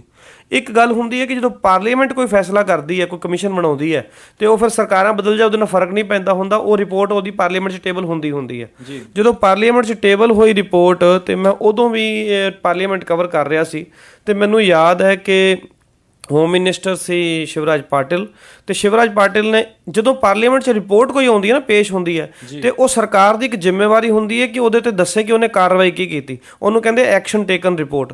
ਉਹ ਐਕਸ਼ਨ ਟੇਕਨ ਰਿਪੋਰਟ ਸਰਕਾਰ ਨੂੰ ਨਾਲ ਦੇਣੀ ਪੈਂਦੀ ਹੈ, ਅਤੇ ਉਹ ਐਕਸ਼ਨ ਟੇਕਨ ਰਿਪੋਰਟ ਉਹਨੇ ਰੱਖੀ। ਅਤੇ ਉਹਨੇ ਕਹਿ ਦਿੱਤਾ ਕਿ ਹੁਣ ਕੋਈ ਕਾਰਵਾਈ ਕਰਨ ਦੀ ਲੋੜ ਨਹੀਂ ਹੈ, ਕੋਈ ਸਬੂਤ ਨਹੀਂ ਬਣਦਾ। ਅਤੇ ਜਿਹੜੇ ਪੁਲਿਸ ਅਫਸਰ ਸੀ, ਤਕਰੀਬਨ 72 ਪੁਲਿਸ ਅਫਸਰਾਂ ਦੇ ਖਿਲਾਫ ਕਾਰਵਾਈ ਕਰਨ ਦੀ ਉਹਨੇ ਕਿਹਾ ਸੀ ਕਿ ਹੋਣੀ ਚਾਹੀਦੀ ਹੈ, ਕ੍ਰਿਮੀਨਲ ਸੀ ਉਹ ਤਾਂ।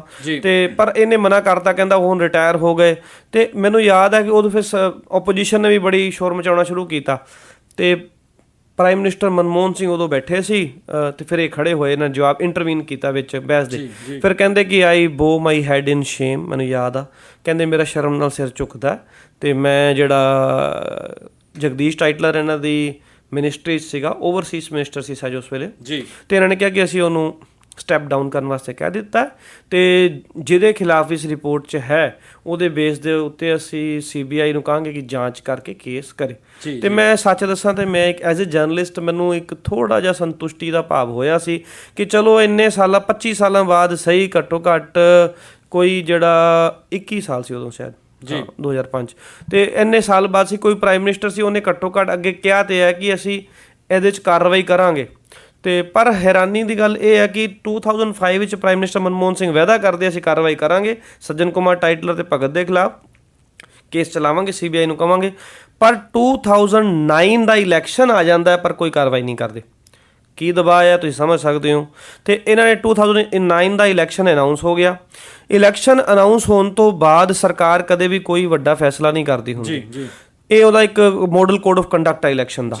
ਪਰ ਸੀਬੀਆਈ ਦੇ ਡਾਇਰੈਕਟਰ ਨੇ ਇੱਕ design which I could understand, ਇਹ ਸੀਬੀਆਈ ਦੇ ਡਾਇਰੈਕਟਰ ਸੀ ਅਸ਼ਵਨੀ ਸ਼ਰਮਾ, ਉਹਨੇ ਇੱਕ ਪ੍ਰੈਸ ਕਾਨਫਰੰਸ ਕੀਤੀ ਤੇ ਕਹਿੰਦਾ ਕਿ ਅਸੀਂ ਜਗਦੀਸ਼ ਟਾਈਟਲਰ ਨੂੰ ਕਲੀਨ ਚਿੱਟ ਦੇ ਰਹੇ ਹਾਂ, ਹੋਰ ਸੱਜਣ ਕੁਮਾਰ ਦੇ ਖਿਲਾਫ ਗਵਾਹ ਜਿਹੜੇ ਨੇ ਉਹ ਭਰੋਸੇ ਲਾਇਕ ਨਹੀਂ ਨੇ, ਕੋਈ ਸਬੂਤ ਨਹੀਂ ਹੈ ਤੇ we are not interested in further investigation ਤੇ we are filing uh closure report ਤੇ ਸਾਡੇ ਭਾਣੇ 84 ਦਾ ਇਸ਼ੂ ਹੁਣ ਸੀਬੀਆਈ ਵਾਸਤੇ ਨਹੀਂ ਹੈ, ਅਸੀਂ ਇਹਨੂੰ ਖਤਮ ਕਰ ਰਹੇ ਹਾਂ। ਜਿਵੇਂ ਹੀ ਉਹਨਾਂ ਨੇ ਸੀਬੀਆਈ ਨੇ ਕਲੀਨ ਚਿੱਟ ਦਿੱਤੀ ਇਹਨਾਂ ਨੂੰ, ਕਾਂਗਰਸ ਪਾਰਟੀ ਨੇ ਦੋਨਾਂ ਨੂੰ ਲੋਕ ਸਭਾ ਦੀਆਂ ਟਿਕਟਾਂ ਫੇਰ ਦੇ ਦਿੱਤੀਆਂ। ਇਹਦਾ ਮਤਲਬ ਇਹ ਹੋ ਗਿਆ ਕਿ ਉਹ ਦੋਨੋਂ ਗਿਲਟੀ ਨਹੀਂ ਨੇ, ਉਹਨਾਂ ਨੂੰ ਕੋਈ ਸਜ਼ਾ ਨਹੀਂ ਹੋ ਸਕਦੀ, ਉਹਨਾਂ ਦਾ ਕੋਈ ਅਪਰਾਧ ਨਹੀਂ ਹੈ ਤੇ ਉਹ ਬੰਦੇ ਫਿਰ ਪਾਰਲੀਮੈਂਟ 'ਚ ਚੁਣ ਕੇ ਆ ਜਾਣਗੇ। ਹੁਣ ਐਜ਼ ਏ ਜਰਨਲਿਸਟ ਮੈਂ ਇਸ ਚੀਜ਼ ਨੂੰ ਸਮਝ ਗਿਆ ਕਿ ਪਹਿਲੀ ਗੱਲ, ਨਾਨਾਵਟੀ ਕਮਿਸ਼ਨ ਤੋਂ ਬਾਅਦ 84 ਦੇ ਮਸਲੇ ਉੱਤੇ ਕੋਈ ਕਮਿਸ਼ਨ ਨਹੀਂ ਬਹਿਣਾ ਤੇ ਜਦੋਂ ਕਮਿਸ਼ਨ ਨਹੀਂ ਬਹਿਣਾ ਤੇ ਉਹਨੇ ਪਾਰਲੀਮੈਂਟ 'ਚ ਉਹਦੀ ਰਿਪੋਰਟ ਨਹੀਂ ਆਉਣੀ ਤੇ ਰਿਪੋਰਟ ਨਹੀਂ ਆਉਣੀ ਤੇ ਸਰਕਾਰ ਭਾਵੇਂ ਜਿਹੜੀ ਮਰਜ਼ੀ ਬਣ ਜਾਏ ਉਹ ਰਿਸਪੌਂਸੀਬਲ ਨਹੀਂ ਹੈ ਐਕਸ਼ਨ ਲੈਣ ਵਾਸਤੇ। ਨੰਬਰ 1।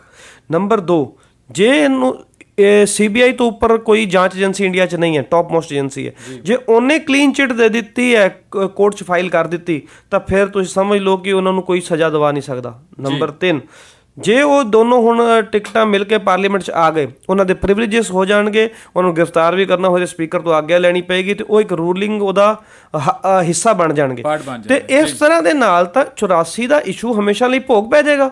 ਯਾਨੀ ਕਿ 84 ਦੇ ਇਸ਼ੂ ਨੂੰ ਲੈ ਕੇ ਜਿੰਨੀਆਂ ਮਰਜ਼ੀਆਂ ਆਪਾਂ ਰੌਲਾ ਪਾਉਂਦੇ ਰਹਾਂਗੇ ਪਰ ਇਸ਼ੂ ਤਾਂ ਟੈਕਨੀਕਲੀ ਵੀ ਖਤਮ ਹੋ ਜਾਏਗਾ ਤੇ ਮੈਨੂੰ ਇਸ ਗੱਲ ਦੀ ਸਭ ਤੋਂ ਜ਼ਿਆਦਾ ਮੈਨੂੰ ਦੁੱਖ ਆਪਣੇ ਲੀਡਰਾਂ ਤੋਂ ਸੀ। ਮਨਮੋਹਨ ਸਿੰਘ ਦੀ ਗਵਰਨਮੈਂਟ ਨੇ ਥੋੜ੍ਹੇ ਜਿਹੇ ਮੁਆਵਜ਼ੇ ਦਿੱਤੇ ਕੁਝ ਰੁਪਈਏ, ਔਰ ਇਹਨਾਂ ਨੇ ਭਾਵੇਂ ਪੰਜਾਬ ਦੇ ਲੀਡਰ ਸੀ ਤੇ ਭਾਵੇਂ ਦਿੱਲੀ ਦੇ ਲੀਡਰ ਸੀ, ਇਹਨਾਂ ਨੇ ਕੱਛਾਂ ਵਜਾਉਣੀਆਂ ਸ਼ੁਰੂ ਕਰਤੀਆਂ, ਕਹਿੰਦੇ ਅਸੀਂ ਮੁਆਵਜ਼ੇ ਲੈ ਕੇ ਦਿੱਤੇ। ਕੀ ਸਿੱਖ ਕੌਮ ਦੀ ਲੜਾਈ ਉਹ ਮੁਆਵਜ਼ੇ ਹਾਸਲ ਕਰਨ ਲਈ ਸੀ?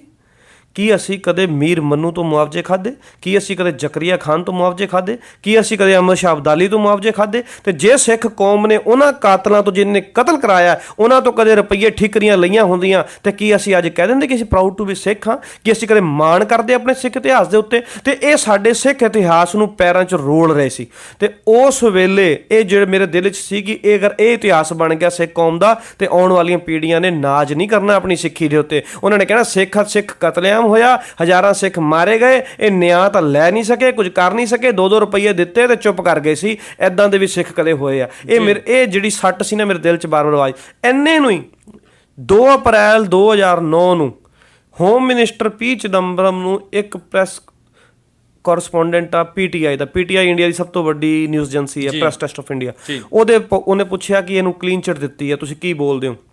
ਤੇ ਉਹਨੇ ਕਿਹਾ ਆਈ ਐਮ ਵੈਰੀ ਹੈਪੀ, ਮੈਂ ਕੋਟ ਕਰ ਰਿਹਾ, I am very happy my friends have been exonerated by CBI, ਮੇਰੇ ਮਿੱਤਰ ਛੁੱਟ ਗਏ, ਮੈਂ ਬੜਾ ਖੁਸ਼ ਹਾਂ।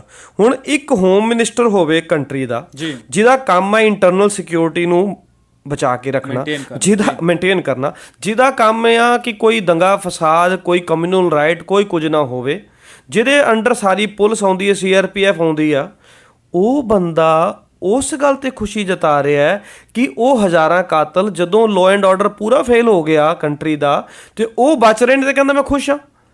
ਹੱਦ ਹੋ ਗਈ ਕਿ ਤੁਸੀਂ ਇਹ ਖੁਸ਼ ਕਿਵੇਂ ਹੋ ਸਕਦਾ? ਇਹ ਤਾਂ ਤੇਰੀ ਨਲਾਇਕੀ ਹੈ, ਤੈਨੂੰ ਦੁੱਖ ਹੋਣਾ ਚਾਹੀਦਾ ਕਿ ਅਸੀਂ ਕੇਸ ਪ੍ਰੂਵ ਨਹੀਂ ਕਰ ਸਕੇ ਕਿਉਂਕਿ ਤੂੰ ਉਸ CBI ਤੁਹਾਡੇ ਅੰਡਰ ਆਉਂਦੀ ਹੈ, ਹੋਮ ਮਿਨਿਸਟਰ ਦੇ ਇੰਡਾਇਰੈਕਟਲੀ, ਤੇ ਤੇਰਾ ਕੰਮ ਸੀ ਕਿ ਉਹਨਾਂ ਨੂੰ ਸਜ਼ਾ ਦਿਵਾਉਣਾ, ਕਾਤਲਾਂ ਨੂੰ, ਮੁਜਰਿਮ ਨੂੰ, ਤੇ ਉਹ ਮੁਜਰਿਮ ਦੇ ਛੁੱਟਣ ਤੇ ਉਹ ਕਹਿੰਦਾ ਮੈਂ ਖੁਸ਼ ਹਾਂ।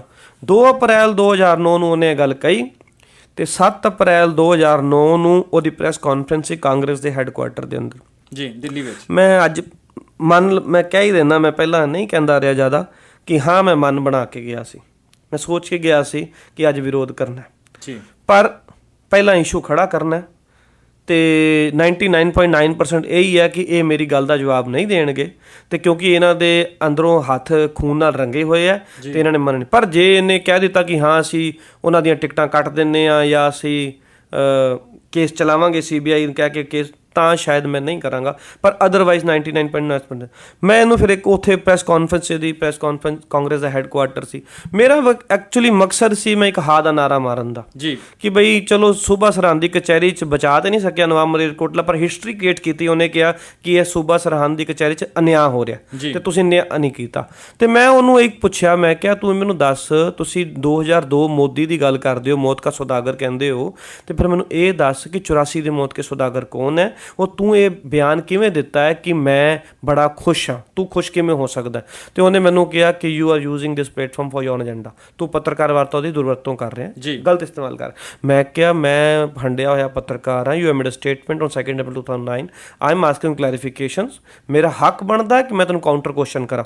ਉਹ ਕਹਿੰਦਾ ਕਿ ਨਹੀਂ, ਇਟਸ ਕੇਸ ਇਜ਼ ਸਬ ਜੁਡਿਸ। ਮੈਂ ਕਿਹਾ ਸਬ ਜੁਡਿਸ ਹੈ ਤਾਂ ਫਿਰ ਤੁਹਾਡੀ CBI ਨੂੰ ਕਲੀਨ ਚਿਟ ਕਿਉਂ ਦੇ ਰਹੀ ਹੈ? ਤੁਸੀਂ ਤੁਹਾਡੀ ਮਾਡਲ ਕੋਡ ਆਫ ਕੰਡਕਟ ਲਾਗੂ ਹੋ ਗਿਆ, ਤੁਸੀਂ ਉਹਨੂੰ ਕਲੀਨ ਚਿਟ ਦੇ ਕੇ ਬਚਾ ਕਿਉਂ ਰਹੇ ਹੋ? ਤੇ ਉਹ ਕਹਿੰਦਾ ਕਿ I don't want to get into any argument with you, ਇਹ ਬਹਿਸ ਕਰ ਰਿਹਾ, ਇਹਨੂੰ ਪਿੱਛੇ ਬਿਠਾ ਦਿਓ। ਉਸ ਵੇਲੇ ਫਿਰ ਮੈਂ ਜੁੱਤੀ ਲਾਈ ਤੇ ਮੈਂ ਸੁੱਟੀ ਤੇ ਮੈਂ ਕਿਹਾ ਆਈ ਪ੍ਰੋਟੈਸਟ, ਕਿਉਂਕਿ ਤੁਸੀਂ ਸਾਡੀ ਨਿਆਂ ਨਹੀਂ ਕਰਨਾ ਔਰ ਤੁਸੀਂ ਗੱਲ ਵੀ ਨਹੀਂ ਸੁਣਨੀ।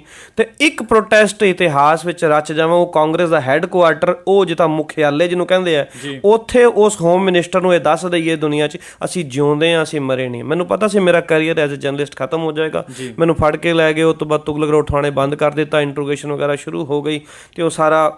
ਪਰ ਇਹ ਹੈ ਕਿ ਪਰਮਾਤਮਾ ਦੀ ਨੇਤ, ਕੁਦਰਤ ਦੀ ਨੇਤ, ਸਾਡੀ ਕੌਮ ਦੇ ਹਿਰਦੇ 'ਚ ਅਜੇ ਵੀ ਇੰਨੀ 84 ਦੀ ਭਾਵਨਾ ਸੀ ਕਿ ਉਹ ਮੇਰੇ ਉਹ ਪ੍ਰੋਟੈਸਟ ਕਰਨ ਦੇ ਅੱਧੇ 45 ਮਿੰਟ ਦੇ ਅੰਦਰ ਹੀ ਉਹ ਇੰਨਾ ਵੱਡਾ ਇਸ਼ੂ ਬਣ ਗਿਆ ਕਿ ਇਹਨਾਂ ਤੋਂ ਝੱਲਿਆ ਨਹੀਂ ਗਿਆ, ਇਹ ਮੈਨੂੰ ਅੰਦਰ ਨਹੀਂ ਰੱਖ ਸਕੇ। ਔਰ ਉਹ ਉੱਥੇ ਇੰਨਾ ਮਤਲਬ ਕੋਈ ਪਾਰਟੀ ਨਹੀਂ ਸੀ ਪਿੱਛੇ, ਕੋਈ ਆਰਗੇਨਾਈਜੇਸ਼ਨ ਨਹੀਂ ਸੀ। ਮੈਂ ਖੁਦ ਅੱਜ ਹੈਰਾਨ ਹੁੰਦਾ, ਕੋਈ ਕੁਝ ਨਹੀਂ ਸੀ, ਪਰ ਸੜਕਾਂ ਰੁਕ ਗਈਆਂ, ਟ੍ਰੈਫਿਕ ਬੰਦ ਹੋ ਗਿਆ, ਤਿਹਾੜ ਜੇਲ੍ਹ ਵਾਲੀ ਰੋਡ ਬੰਦ ਕਰਤੀ ਸਿੰਘਾਂ ਨੇ, ਉੱਥੇ ਟ੍ਰੇਨਾਂ ਰੁਕ ਗਈਆਂ। ਯਾਨੀ ਕਿ 84 ਦਾ ਹਿੱਦੇ 'ਚ ਸਾਡੇ ਇਸ਼ੂ ਸੀ, ਸਾਡੇ ਦਿਲ ਵਿੱਚ 84 ਵੜੀ ਹੋਈ ਹੈ, ਪਰ ਕਿਉਂਕਿ ਉਹ ਗੱਲ ਕਰਦੇ ਨਹੀਂ ਸੀ। ਪਰ ਜਦੋਂ ਉਹ ਵਿਰੋਧ ਕੀਤਾ ਉਹ ਸਿੰਘ, ਮਤਲਬ 45 ਮਿੰਟ ਦੇ ਅੰਦਰ ਥਾਣਾ ਘੇਰ ਲਿਆ ਸਿੱਖਾਂ ਨੇ ਆ ਕੇ, ਉਹ ਪੀੜਤਾਂ ਨੇ ਆ ਕੇ ਘੇਰ ਲਿਆ। ਤੇ ਮਤਲਬ ਇਹ ਇੱਕ ਬੜੀ ਹੈਰਾਨੀ ਵਾਲੀ ਗੱਲ ਸੀ। ਤੇ ਜਰਨਲਿਜ਼ਮ ਦਾ ਮੈਂ ਜਿਹੜੀ ਗੱਲ ਕਰ ਰਿਹਾ ਸੀ ਨਾ, ਫਿਰ ਉਹਦਾ ਮੈਨੂੰ ਉੱਥੇ ਆ ਕੇ ਇੱਕ ਜਿਹੜਾ ਇੱਕ ਆਪਣਾ ਰੋਲ ਅਦਾ ਕਰਨਾ ਸੀ। ਮੈਂ ਫਿਰ ਕਹਿੰਦਾ, ਮੈਂ ਉਦੋਂ ਵੀ ਕਿਹਾ ਤੇ ਕਈ ਲੋਕ ਇਸ ਉੱਤੇ ਇਤਰਾਜ਼ ਵੀ ਕਰ ਜਾਂਦੇ ਨੇ, ਮੈਂ ਫਿਰ ਕਹਿ ਦਿੰਦਾ, ਜਰਨਲਿਸਟ ਦੇ ਤੌਰ ਦੇ ਉੱਤੇ ਮੇਰਾ ਕੰਮ ਜੁੱਤੀ ਸੁੱਟਣਾ ਨਹੀਂ ਸੀ ਜੀ। ਪਰ ਗੱਲ ਇਹ ਹੈ, ਮੈਨੂੰ ਕਦੇ ਕਦੇ ਸਵਾਲ ਕਰਦੇ ਫਿਰ ਜੁੱਤੀ ਕਿਉਂ ਸੁੱਟੀ ਜੀ, ਮਰਿਆਦਾ ਭੰਗ ਕੀਤੀ। ਤੇ ਮੈਂ ਉਹਨਾਂ ਨੂੰ ਹਮੇਸ਼ਾ ਇੱਕੋ ਹੀ ਗੱਲ ਕਹਿਣਾ ਹੁੰਦਾ ਕਿ ਠੀਕ ਹੈ ਮਰਿਆਦਾ ਭੰਗ ਕੀਤੀ, ਪਰ ਮੈਨੂੰ ਇੱਕ ਗੱਲ ਦੱਸ ਦਿਓ ਕਿ ਸਰਕਾਰ ਦੀ ਕੀ ਮਰਿਆਦਾ ਸੀ ਜੀ। ਮੈਂ ਸਵਾਲ ਕੀਤਾ ਸੀ, ਮੈਂ ਕਿਹਾ ਸਰਕਾਰ ਦੀ ਕੀ ਮਰਿਆਦਾ ਸੀ? ਮੈਂ ਕਿਹਾ 25 ਸਾਲ ਹੋ ਗਏ, ਉਦੋਂ 25 ਸਾਲ ਹੋ ਗਏ ਤੇ ਜਿਨ੍ਹਾਂ ਕਾਤਲਾਂ ਨੂੰ ਸਜ਼ਾਵਾਂ ਦੇਣੀਆਂ ਸੀ ਉਹਨੂੰ ਮਿਨਿਸਟਰ ਬਣਾਤਾ। ਭਗਤ ਨੂੰ ਤੁਸੀਂ ਕੈਬਨਿਟ ਮਿਨਿਸਟਰ ਬਣਾਤਾ, ਜਿਹੜਾ ਪਹਿਲੇ ਸਟੇਟ ਮਿਨਿਸਟਰ ਸੀ। ਸੱਜਣ ਕੁਮਾਰ ਨੂੰ ਤੁਸੀਂ ਉਹ ਕਾਉਂਸਲਰ ਸੀ, ਮੈਂਬਰ ਆਫ ਪਾਰਲੀਮੈਂਟ ਬਣਾਤਾ। ਟਾਈਟਲ ਸਿਰਫ ਆਪਣਾ ਇੱਕ ਮੈਂਬਰ ਆਫ ਪਾਰਲੀਮੈਂਟ ਨੂੰ ਉਹਨੂੰ ਸਟੇਟ ਮਿਨਿਸਟਰ ਬਣਾਤਾ, ਸਾਰੇ ਪ੍ਰਮੋਟ ਕਰ ਦਿੱਤੇ। ਤੇ ਮੈਂ ਕਿਹਾ ਇਹ ਕੰਜ਼ਰਵੇਟਿਵ ਗਵਰਨਮੈਂਟਸ ਨੇ ਇਹ ਕੰਮ ਕੀਤਾ। ਤੇ ਮੈਂ ਕਿਹਾ ਇਹ ਸਰਕਾਰ ਦੀ ਮਰਿਆਦਾ ਸੀ ਜੀ। ਮੈਂ ਕਿਹਾ ਪੁਲਿਸ ਦੀ ਕੀ ਮਰਿਆਦਾ ਸੀ? ਆਪ ਸਿੱਖਾਂ ਦਾ ਕਤਲੇਆਮ ਕੀਤਾ ਪੁਲਿਸ ਨੇ, ਮੈਂ ਕਿਹਾ ਪੁਲਿਸ ਦੀ ਮਰਿਆਦਾ ਸੀ। ਕੇਸ ਨਹੀਂ ਦਰਜ ਕੀਤੇ, ਮੈਂ ਕਿਹਾ FIR ਦਰਜ ਨਹੀਂ ਕੀਤੀਆਂ। ਜਿਨ੍ਹਾਂ ਨੇ ਸ਼ਿਕਾਇਤਾਂ ਕੀਤੀਆਂ ਉਹਨਾਂ ਨੂੰ ਪੁੱਠੇ ਟੰਗ ਤਾਂ ਕਹਿੰਦੇ ਤੁਹਾਡੇ ਕੇਸ ਕੱਟ ਦਿਆਂਗੇ ਜੇ ਤੁਸੀਂ ਸ਼ਿਕਾਇਤ ਦਰਜ ਕਰਾਓਗੇ। ਮੈਂ ਕਿਹਾ ਪੁਲਿਸ ਦੀ ਮਰਿਆਦਾ ਸੀ। ਮੈਂ ਕਿਹਾ ਜੁਡੀਸ਼ਰੀ ਦੀ ਮਰਿਆਦਾ ਦੱਸ ਦਿਓ। ਮੈਂ ਕਿਹਾ ਜੁਡੀਸ਼ਰੀ, ਸਲਮਾਨ ਖਾਨ ਦਾ ਅਜੇ ਤੱਕ ਕੇਸ ਚੱਲਦਾ ਪਿਆ, ਉਹ ਇੱਕ ਹਿਰਨ ਮਾਰਿਆ ਸੀ ਕਾਲਾ 6 ਮਹੀਨੇ ਵਾਸਤੇ, ਮੈਂ ਕਿਹਾ ਬੰਦ ਹੋ ਗਿਆ। ਤੇ ਮੈਂ ਕਿਹਾ ਜੇ ਕੋਈ ਕੁੱਤਾ ਬਿੱਲੀ ਵੀ ਮਾਰ ਦਿਓ ਤੇ ਪ੍ਰੋਟੈਕਸ਼ਨ ਅਗੇਂਸਟ ਐਨੀਮਲ ਐਕਟ ਹੈਗਾ, ਕਰੂਅਲਟੀ ਅਗੇਂਸਟ ਐਨੀਮਲ ਐਕਟ ਹੈਗਾ, ਤੇ ਮੈਂ ਕਿਹਾ ਵਾਈਲਡ ਲਾਈਫ ਪ੍ਰੋਟੈਕਸ਼ਨ ਐਕਟ ਹੈ। ਤੇ ਯਾਨੀ ਕਿ ਜਿਹੜੇ ਸਿੱਖ ਮਾਰੇ ਗਏ ਕੁੱਤੇ ਬਿੱਲੀ ਵੀ ਨਹੀਂ ਸੀ, ਤੇ ਕਿਸੇ ਅਦਾਲਤਾਂ ਨੇ ਅੱਜ ਤੱਕ ਸਜ਼ਾ ਨਹੀਂ ਦਿੱਤੀ ਉਹਨਾਂ ਨੂੰ। ਤੇ ਮੈਂ ਕਿਹਾ ਜੁਡੀਸ਼ਰੀ ਦੀ ਕੀ ਮਰਿਆਦਾ ਸੀ? ਮੈਂ ਕਿਹਾ ਮੀਡੀਆ ਦੀ ਕੀ ਮਰਿਆਦਾ ਸੀ? ਮੈਂ ਕਿਹਾ ਇੰਨੇ ਹਜ਼ਾਰਾਂ ਲੋਕ ਕਤਲ ਹੋ ਗਏ, ਕਿਸੇ ਨੇ ਖਬਰ ਤੱਕ ਨਹੀਂ ਦਿੱਤੀ। ਮੈਂ ਕਿਹਾ ਜਦੋਂ ਚਾਰੋਂ ਸਤੰਭਾਂ ਨੇ ਜਦੋਂ ਆਪਣੀ ਮਰਿਆਦਾ ਭੰਗ ਕਰ ਦਿੱਤੀ, ਉਸ ਵੇਲੇ ਫਿਰ ਮੈਂ ਵੀ ਆਪਣੀ ਮਰਿਆਦਾ ਭੰਗ ਕਰਕੇ ਕਿਹਾ ਕਿ ਆਈ ਪ੍ਰੋਟੈਸਟ।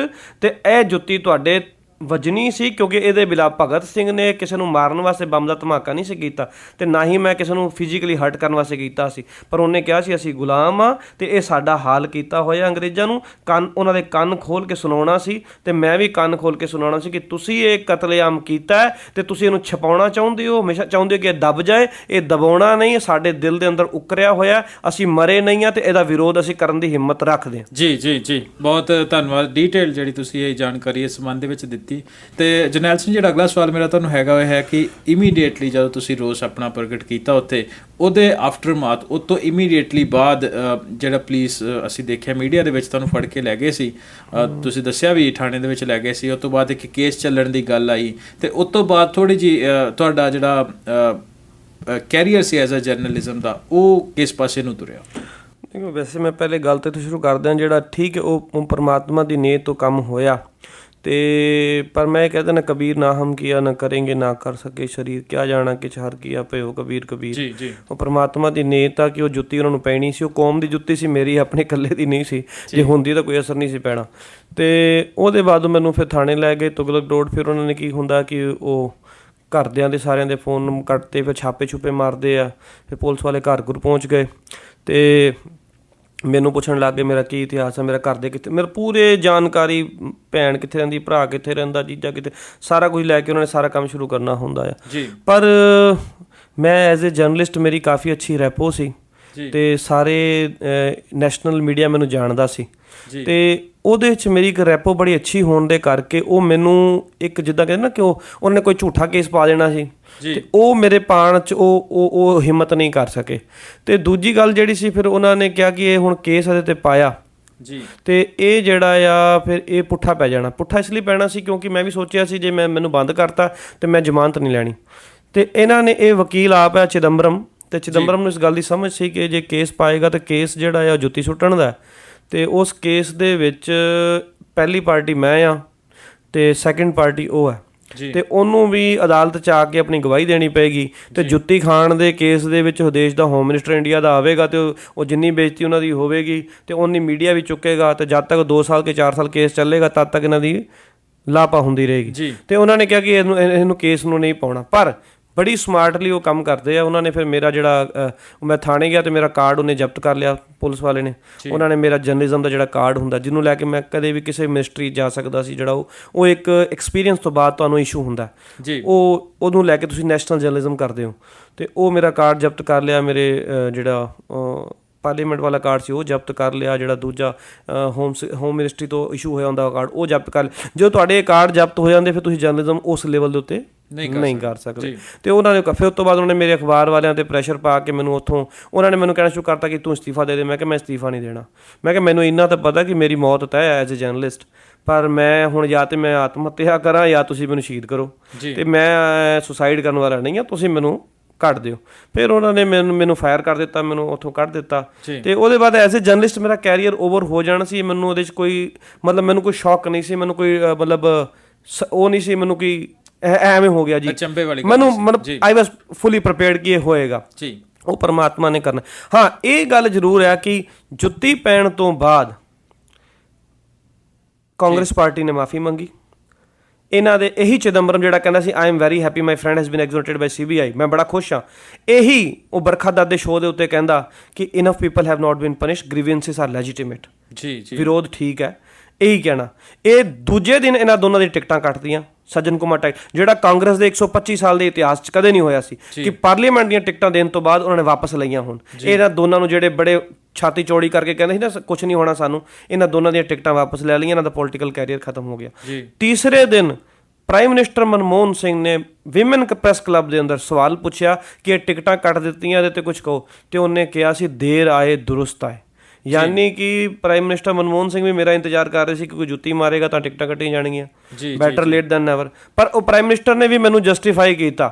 ਇਹ ਤੋਂ ਪਤਾ ਲੱਗਦਾ ਉਹ ਤੋਂ ਬਾਅਦ ਉਹ ਇਸ਼ੂ ਖੜਾ ਹੋਇਆ। ਮੈਨੂੰ ਇਸ ਗੱਲ ਦੀ ਖੁਸ਼ੀ ਹੈ ਕਿ ਪਿਛਲੇ 4 ਸਾਲਾਂ ਦੇ ਵਿੱਚ 84 ਨਵੰਬਰ ਦਾ ਇਸ਼ੂ ਹਿੰਦੁਸਤਾਨ ਤੇ ਹਿੰਦੁਸਤਾਨ ਦੇ ਬਾਹਰ ਅਸੀਂ ਖੜਾ ਕਰਨ 'ਚ ਕਾਮਯਾਬ ਰਹੇ।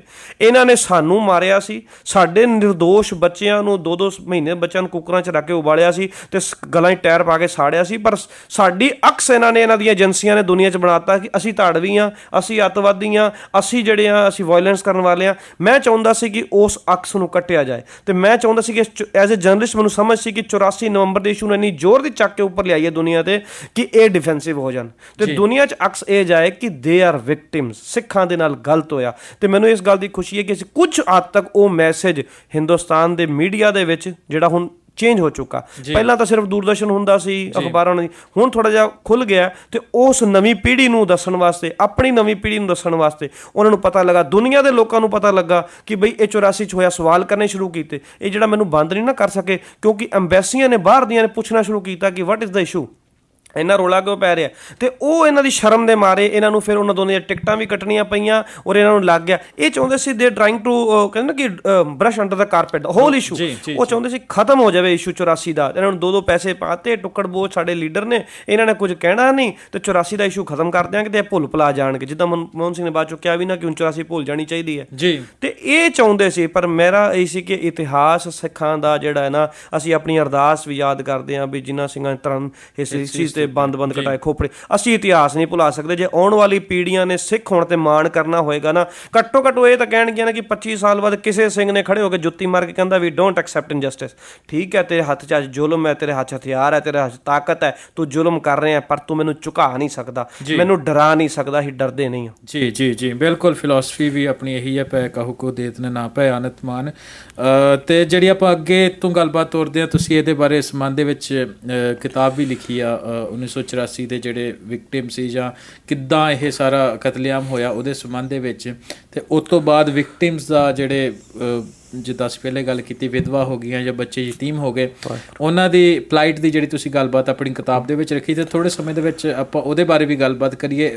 ਜਿਹੜੀ ਤੁਸੀਂ ਕਿਤਾਬ ਲਿਖੀ ਆ ਉਹਦੇ ਵਿੱਚ ਕੀ ਤੁਸੀਂ ਕਿ ਇੰਸਪੀਰੇਸ਼ਨ ਦਾ ਸੋਰਸ ਤਾਂ ਸਾਨੂੰ ਪਤਾ ਹੀ ਆ, ਪਰ ਉਸ ਨੂੰ ਤੁਸੀਂ ਕਿੱਦਾਂ ਕਿਹੜੇ ਰੁੱਖ ਨਾਲ ਪ੍ਰੈਜ਼ੈਂਟ ਕਰਨ ਦੀ ਕੋਸ਼ਿਸ਼ ਕੀਤੀ? ਬੇਸਿਕਲੀ ਜਦੋਂ ਇਹ ਘਟਨਾ ਹੋਈ ਨਾ ਆਪਣਾ ਜੋਤੀ ਸੁੱਟਣ ਵਾਲੀ ਜੀ, ਉਹਦੇ ਬਾਅਦ ਨਾ ਤਿੰਨ ਕੁ ਦਿਨਾਂ ਬਾਅਦ ਮੈਨੂੰ ਇੱਕ ਮੇਰੇ ਪੱਤਰਕਾਰ ਦੋਸਤ ਆ TV 'ਚ ਕੰਮ ਕਰਦਾ, ਉਹਦਾ ਫੋਨ ਆਇਆ ਜੀ। ਕਹਿੰਦਾ, ਮੈਂ ਫਿਰ ਕਹਿ ਦਿਆਂ ਉਹਨੇ ਜਿਹੜੇ ਵਰਡ ਕਹਿੰਦਾ, ਜਰਨੈਲ ਸਿੰਘ ਜੋ ਕੀ ਆ ਠੀਕ ਕੀ ਆ।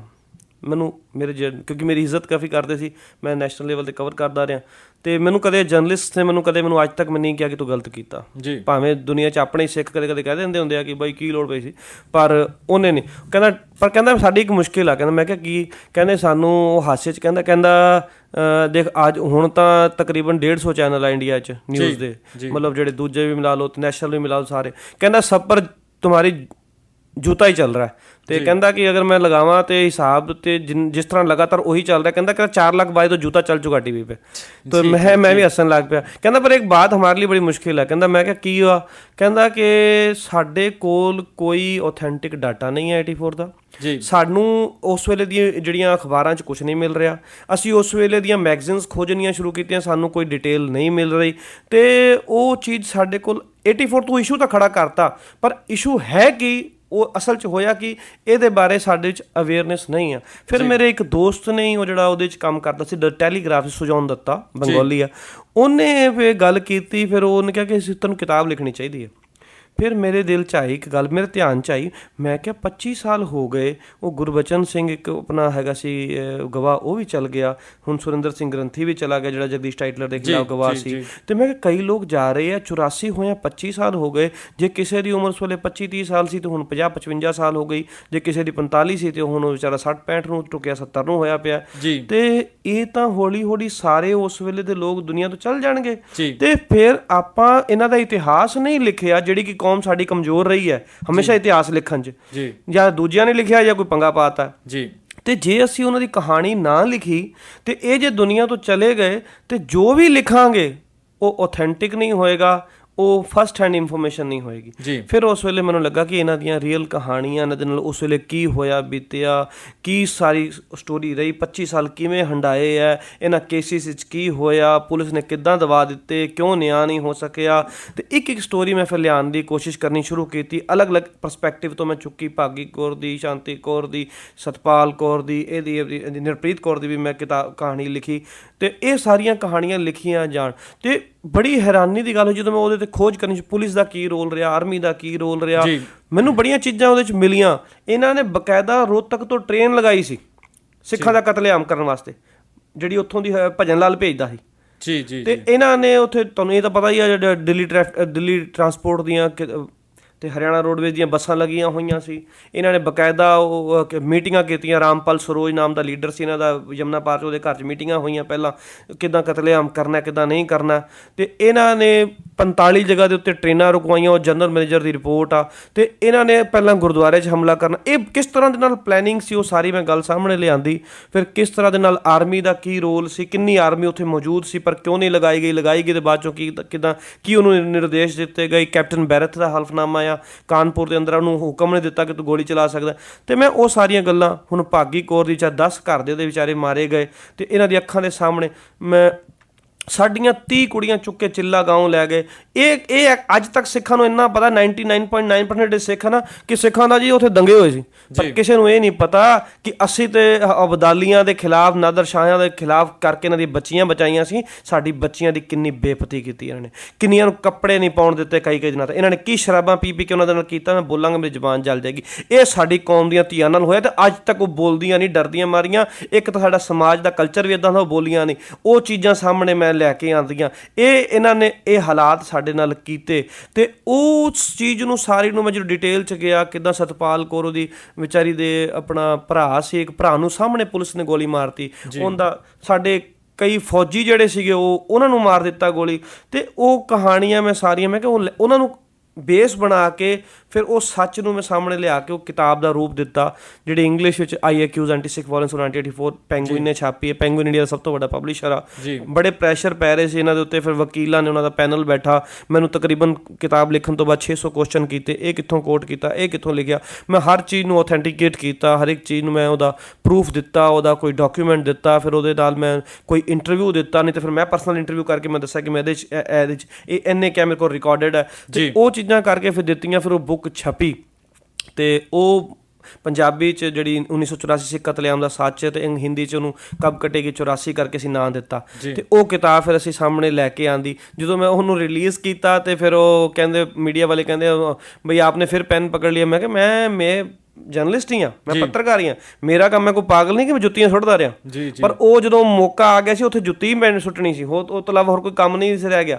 ਮੈਂ ਕਿਹਾ ਪਰ ਅਸਲ ਜੁੱਤੀ ਇਹ ਆ ਮੇਰੀ, ਇਹਨੂੰ ਨਹੀਂ ਰੋਕ ਸਕਦੇ। ਜੇ ਇਹਨਾਂ 'ਚ ਹਿੰਮਤ ਹੈ ਇਹਨੂੰ ਬੈਨ ਕਰ ਲੈਣ, ਕਿਉਂਕਿ ਇਹਦੇ ਵਿੱਚ ਮੈਂ ਉਹ ਚੀਜ਼ਾਂ ਸਾਰੀਆਂ ਸੱਚ ਲਿਖੀਆਂ, ਜੇ ਰੋਕ ਸਕਦੇ ਰੋਕਣ। ਇਹ ਬੈਨ ਨਹੀਂ ਕਰ ਸਕੇ ਉਹਨੂੰ ਕਿਤਾਬ ਨੂੰ। ਨਹੀਂ ਤਾਂ ਪਹਿਲੀ ਕਿਤਾਬਾਂ ਜਿਹੜੀਆਂ ਛਪੀਆਂ ਸੀ ਇਹਨਾਂ ਨੇ ਬੈਨ ਕਰ ਲਈਆਂ ਸੀ, ਰੋਕ ਲਈਆਂ ਸੀ।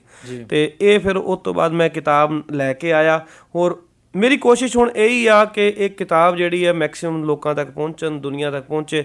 ਮਤਲਬ ਇਹਦਾ ਮੈਂ ਅਸਰ ਦੇਖਿਆ। ਮੈਂ ਐਵੇਂ ਨਹੀਂ ਕਹਿੰਦਾ, ਆਪਾਂ ਰਾਏਬਰੇਲੀ ਜਿੱਥੋਂ ਇਹ ਸੋਨੀਆ ਗਾਂਧੀ ਜਿੱਤ ਕੇ ਆਉਂਦੀ ਨਾ, ਪਹਿਲੇ ਇੰਦਰਾ ਗਾਂਧੀ ਇੱਥੋਂ ਲੜਦੀ ਹੁੰਦੀ ਜੀ ਰਾਏਬਰੇਲੀ, ਅਸੀਂ ਉੱਥੇ ਪ੍ਰੈਸ ਕਾਨਫਰੰਸ ਕੀਤੀ, ਮੇਰਾ ਲੈਕਚਰ ਸੀ ਉਸ ਤੋਂ ਬਾਅਦ।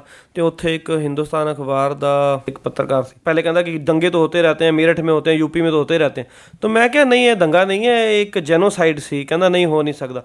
ਮੈਂ ਉਹਨੂੰ ਹਿੰਦੀ ਵਾਲੀ ਆਪਣੀ ਕਿਤਾਬ ਦਿੱਤੀ। ਉਹ ਕਿਤਾਬ ਮੈਂ ਉਹਨੂੰ ਦਿੱਤੀ ਨਾ, ਤੇ ਕਿਤਾਬ ਪੜ੍ਹਨ ਤੋਂ ਬਾਅਦ ਉਹ ਜਿਹੜੇ ਟੇਢੇ ਸਵਾਲ ਕਰਦਾ, 2 ਦਿਨ ਬਾਅਦ ਮੈਨੂੰ ਫੋਨ ਆਇਆ ਤੇ ਉਹਨੇ ਮੈਨੂੰ ਇੱਕ ਗੱਲ ਕਹੀ ਜਿਹੜੀ ਮੈਂ ਹਮੇਸ਼ਾ ਕੋਟ ਕਰਦਾ। ਕਹਿੰਦਾ ਜਰਨੈਲ भाई आपने दोनों जूते पहने हुए थे? मैं कहा हाँ। कहता फिर दूसरा क्यों नहीं मारा? यानी कि वो बंदा जिहड़ा हिंदू है जिन्हें 84 ਦੇ ਬਾਰੇ ਨਹੀਂ ਪਤਾ ਸੀ, ਪਰ ਉਹ ਪੜ੍ਹਨ ਤੋਂ ਬਾਅਦ, ਜਾਣਨ ਤੋਂ ਬਾਅਦ ਉਹ ਕਹਿੰਦਾ ਕਿ ਤੂੰ ਇਹ ਕਿਉਂ ਨਹੀਂ ਕੀਤਾ। ਇੰਡੀਅਨ ਐਕਸਪ੍ਰੈਸ ਦੀ ਵਿਦਿਆ ਸੁਬਰਮਨੀਅਮ ਨੇ ਮੇਰੀ ਕਿਤਾਬ ਦੀ ਰਿਵਿਊ ਕੀਤਾ। ਕਿਤਾਬ ਜੋ ਰਿਵਿਊ ਕਰਨ ਵਾਸਤੇ ਲੈ ਗਈ ਤੇ ਉਹਦੀ ਮਾਂ ਨੇ ਪੜ੍ਹਨੀ ਸ਼ੁਰੂ ਕਰਤੀ, ਉਹ ਸਾਊਥ ਇੰਡੀਅਨ ਆ, ਤੇ ਉਹ ਰੋਣ ਲੱਗ ਪਈ। ਕਹਿੰਦੀ ਹੈ 84 ਸਿੱਖਾਂ ਨਾਲ ਇਹ ਹੋਇਆ, ਕਿਉਂਕਿ ਉਸ ਵੇਲੇ ਇਹਨਾਂ ਨੇ ਬਲੈਕ ਆਊਟ ਕਰਤਾ ਸੀ। ਇਹ ਨਹੀਂ ਕਿ ਸਾਰੇ ਬੰਦੇ ਜਿਹੜੇ ਦਰਿੰਦੇ ਹੋ ਜਾਂਦੇ ਆ, ਇਨਸਾਨੀਅਤ ਕਿਤੇ ਨਾ ਕਿਤੇ ਜਿਉਂਦੀ ਹੁੰਦੀ ਜ਼ਰੂਰ ਹੈ। ਪਰ ਉਹ ਜਦੋਂ ਅਖਬਾਰ 'ਚ ਕੁਝ ਖਬਰ ਹੀ ਨਹੀਂ ਆ ਰਹੀ, ਟੀਵੀ 'ਚ ਕੋਈ ਖਬਰ ਹੀ ਨਹੀਂ ਆ ਰਹੀ, ਉਹਦੇ 'ਚ ਇੰਦਰਾ ਗਾਂਧੀ ਸੜਦੀ ਦਿਖਾਈ ਜਾਂਦੀ ਹੈ, ਬਸ ਉਹ ਮਰ ਗਈ, ਹੋਰ ਕੁਝ ਨਹੀਂ ਹੋਦਾ, ਰੋਣਾ ਪਿੱਟੀ ਜਾਂਦੇ। ਤੇ ਜਿਹੜੇ ਹਜ਼ਾਰਾਂ ਲੋਕ ਮਰ ਗਏ ਉਹਦਾ ਕੁਝ ਦਿਖਾਇਆ ਨਹੀਂ, ਤੇ ਉਹ ਲੋਕਾਂ ਦੀ ਜਿਹੜੀ ਹੁੰਦੀ ਨਾ ਸਮ੍ਰਿਤੀ ਹੁੰਦੀ, ਜਿਹੜੀ ਮੈਮਰੀ ਹੁੰਦੀ ਹੈ, ਉਹਦੇ 'ਚ ਹੈ ਹੀ ਨਹੀਂ। ਤੇ ਉਹ ਚੀਜ਼ ਉਹਨਾਂ ਨੇ ਬਿਲਕੁਲ ਉਹ ਕਰ ਦਿੱਤੀ, ਪ੍ਰੈਪੋਗੰਡਾ ਪੂਰਾ ਰਾਜ ਦਿੱਤਾ ਸਿੱਖਾਂ ਦੇ। ਤੇ ਉਹ ਇੱਕ ਦੰਗਾ ਜਿਹਾ ਬਣਾ ਬਈ, ਥੋੜ੍ਹੀ ਜਿਹੀ ਘਟਨਾ ਹੋਈਆਂ ਜਾਂ ਹਿੰਸਾ ਹੁੰਸਾ ਹੋਈ, ਇੱਦਾਂ ਕਰ ਦਿੱਤਾ।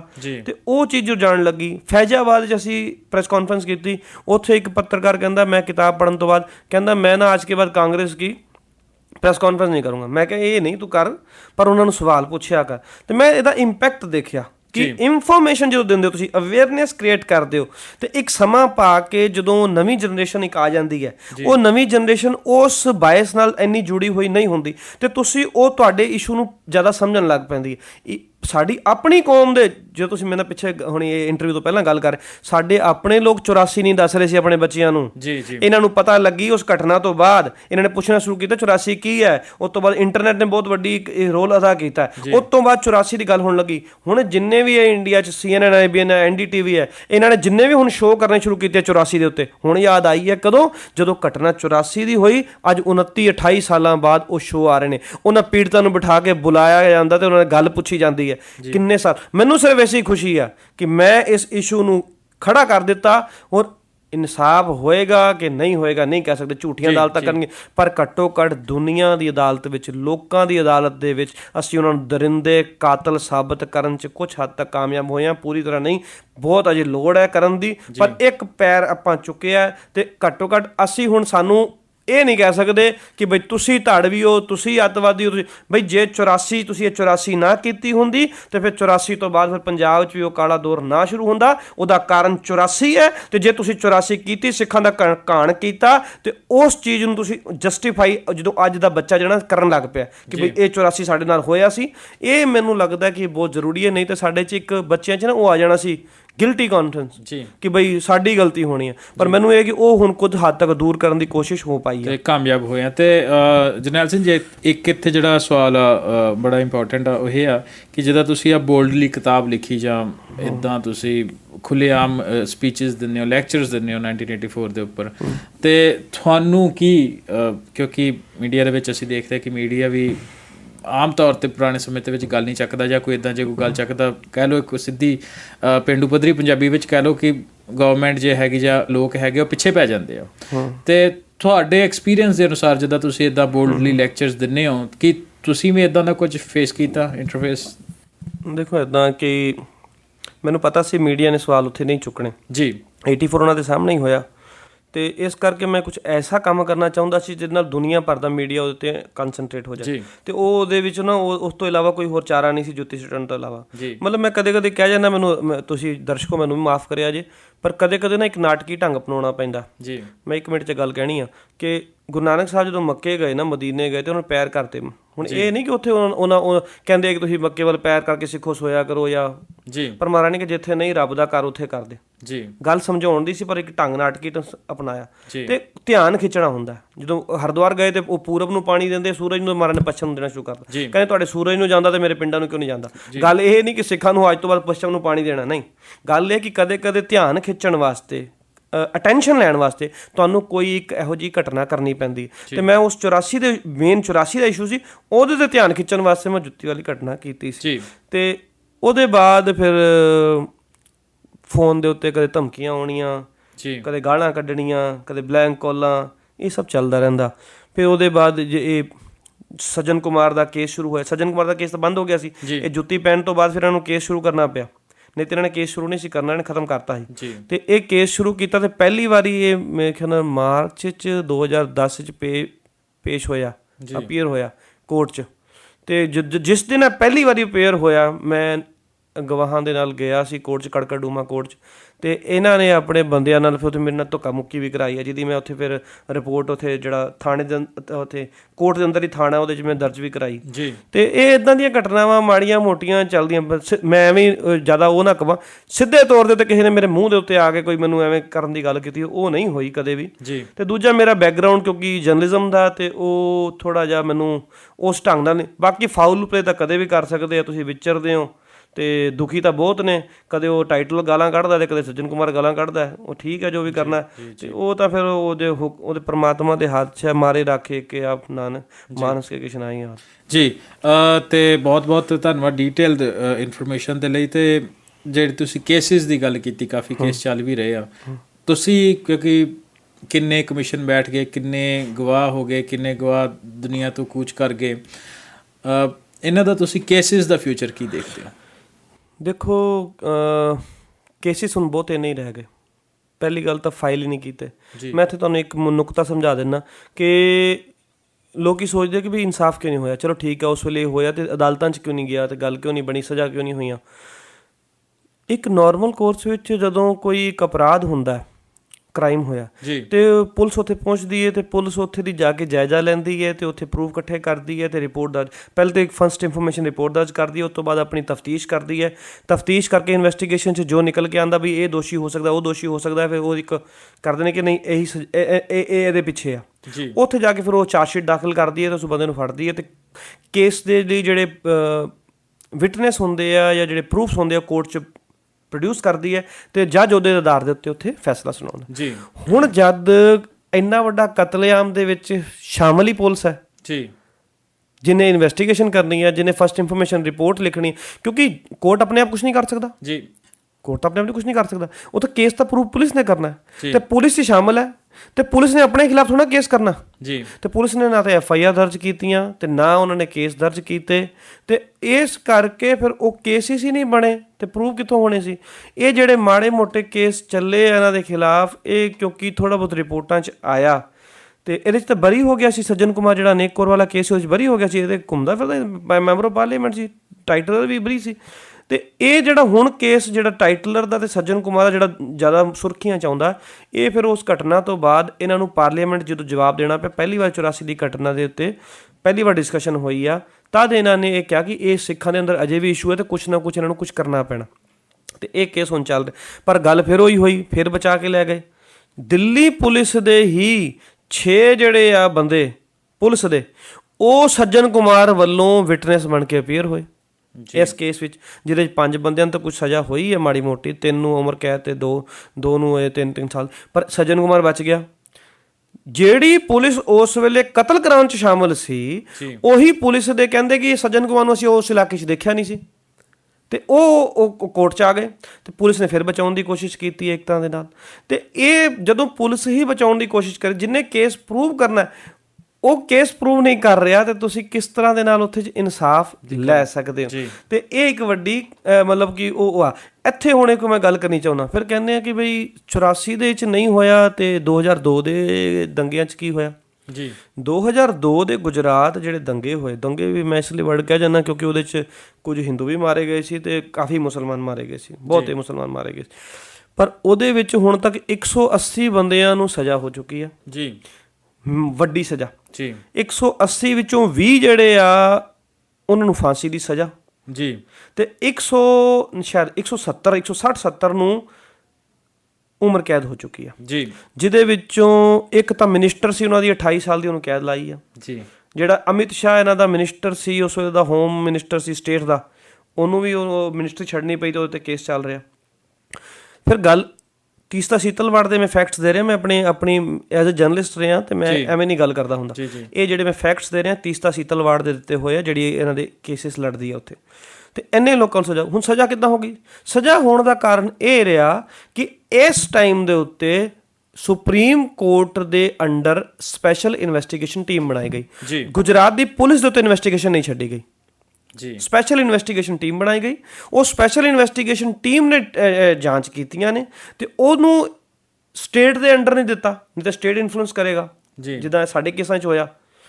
ਉਹਦੇ ਵਿੱਚ ਆਪਣਾ ਸੁਪਰੀਮ ਕੋਰਟ ਨੇ ਮੋਨੀਟਰ ਕੀਤਾ ਕੇਸਿਸ ਨੂੰ ਜੀ, ਤੇ ਜਿਹੜਾ ਇਨਵੈਸਟੀਗੇਸ਼ਨ ਕਰ ਰਿਹਾ ਉਹਨੂੰ ਜਵਾਬ ਦੇਣਾ ਸੁਪਰੀਮ ਕੋਰਟ ਨੂੰ ਜੀ। ਤੇ ਜਿਹੜੇ ਕੇਸ ਦੇ ਅੰਦਰ ਇਹ ਗੱਲ ਆਈ ਕਿ ਬਈ ਉੱਥੇ ਆਪਣਾ ਗੁਜਰਾਤ ਕੋਰਟ ਦੇ ਜੱਜ ਜਿਹੜੇ ਬਾਇਸ ਹੈ ਜਾਂ ਗੜਬੜ ਕਰ ਰਹੇ ਆ ਜੀ, ਉਹ ਸਾਰੇ ਕੇਸ ਚੁੱਕ ਕੇ ਇਹਨਾਂ ਨੇ ਮਹਾਰਾਸ਼ਟਰ ਟ੍ਰਾਂਸਫਰ ਕਰ ਦਿੱਤੇ ਜੀ, ਤੇ ਮਹਾਰਾਸ਼ਟਰ ਟ੍ਰਾਂਸਫਰ ਕਰ ਦਿੱਤੇ। ਤੇ ਸਾਰੀਆਂ ਪਾਰਟੀਆਂ ਵੀ ਜਿਹੜੀਆਂ ਕਾਂਗਰਸ ਤੋਂ ਲੈ ਕੇ ਸਾਰੀ ਰੌਲਾ ਪਾਉਂਦੀਆਂ ਸੀ, ਤੇ ਇਸ ਕਰਕੇ ਇਹਦੇ ਵਿੱਚ ਕੁਝ ਸਜ਼ਾਵਾਂ ਹੋਣੀਆਂ ਸ਼ੁਰੂ ਹੋ ਗਈਆਂ। ਪਰ ਸਾਡੇ ਵੇਲੇ 84 ਹੋਈ, 84 ਤੋਂ ਬਾਅਦ ਫਿਰ ਉਹ ਰਾਜੀਵ ਗਾਂਧੀ ਨੂੰ ਸਭ ਤੋਂ ਜ਼ਿਆਦਾ ਵੋਟਾਂ ਮਿਲ ਗਈਆਂ, ਉਹ ਆ ਗਿਆ। ਉਸ ਤੋਂ ਬਾਅਦ 1.5-2 ਸਾਲ ਉਹ VP ਸਿੰਘ ਥੋੜ੍ਹਾ ਜਿਹਾ ਆਇਆ ਸੀ, ਕੁਝ ਕਰਦਾ ਜਾਂ ਨਹੀਂ ਕਰਦਾ। ਉਸ ਤੋਂ ਬਾਅਦ ਫਿਰ ਕਾਂਗਰਸ ਦੀ ਸਰਕਾਰ ਬਣ ਗਈ 91 ਤੋਂ ਲੈ ਕੇ ਉਹ ਨਰਸਿਮਹਾ ਰਾਓ ਜਿਹੜਾ ਹੋਮ ਮਿਨਿਸਟਰ ਸੀ ਕਤਲੇਆਮ ਕਰਾਉਣ ਵੇਲੇ ਜੀ, ਉਹ ਪ੍ਰਾਈਮ ਮਿਨਿਸਟਰ ਬਣ ਗਿਆ। ਉਹ 95-96 ਤੱਕ ਉਹ ਚੱਲਦਾ ਰਿਹਾ। ਫਿਰ ਜਿਹੜੀਆਂ 1-2 ਗੌਰਮੈਂਟਾਂ ਬਣੀਆਂ ਜਿਹੜੇ ਥਰਡ ਫਰੰਟ ਵਗੈਰਾ, ਉਹ ਵੀ ਕਾਂਗਰਸ ਦੀ ਸਪੋਰਟ ਨਾਲ ਸੀ। ਤੇ ਯਾਨੀ ਕਿ 98 'ਚ ਜਾ ਕੇ 98 'ਚ BJP ਦੀ ਗੌਰਮੈਂਟ ਬਣੀ।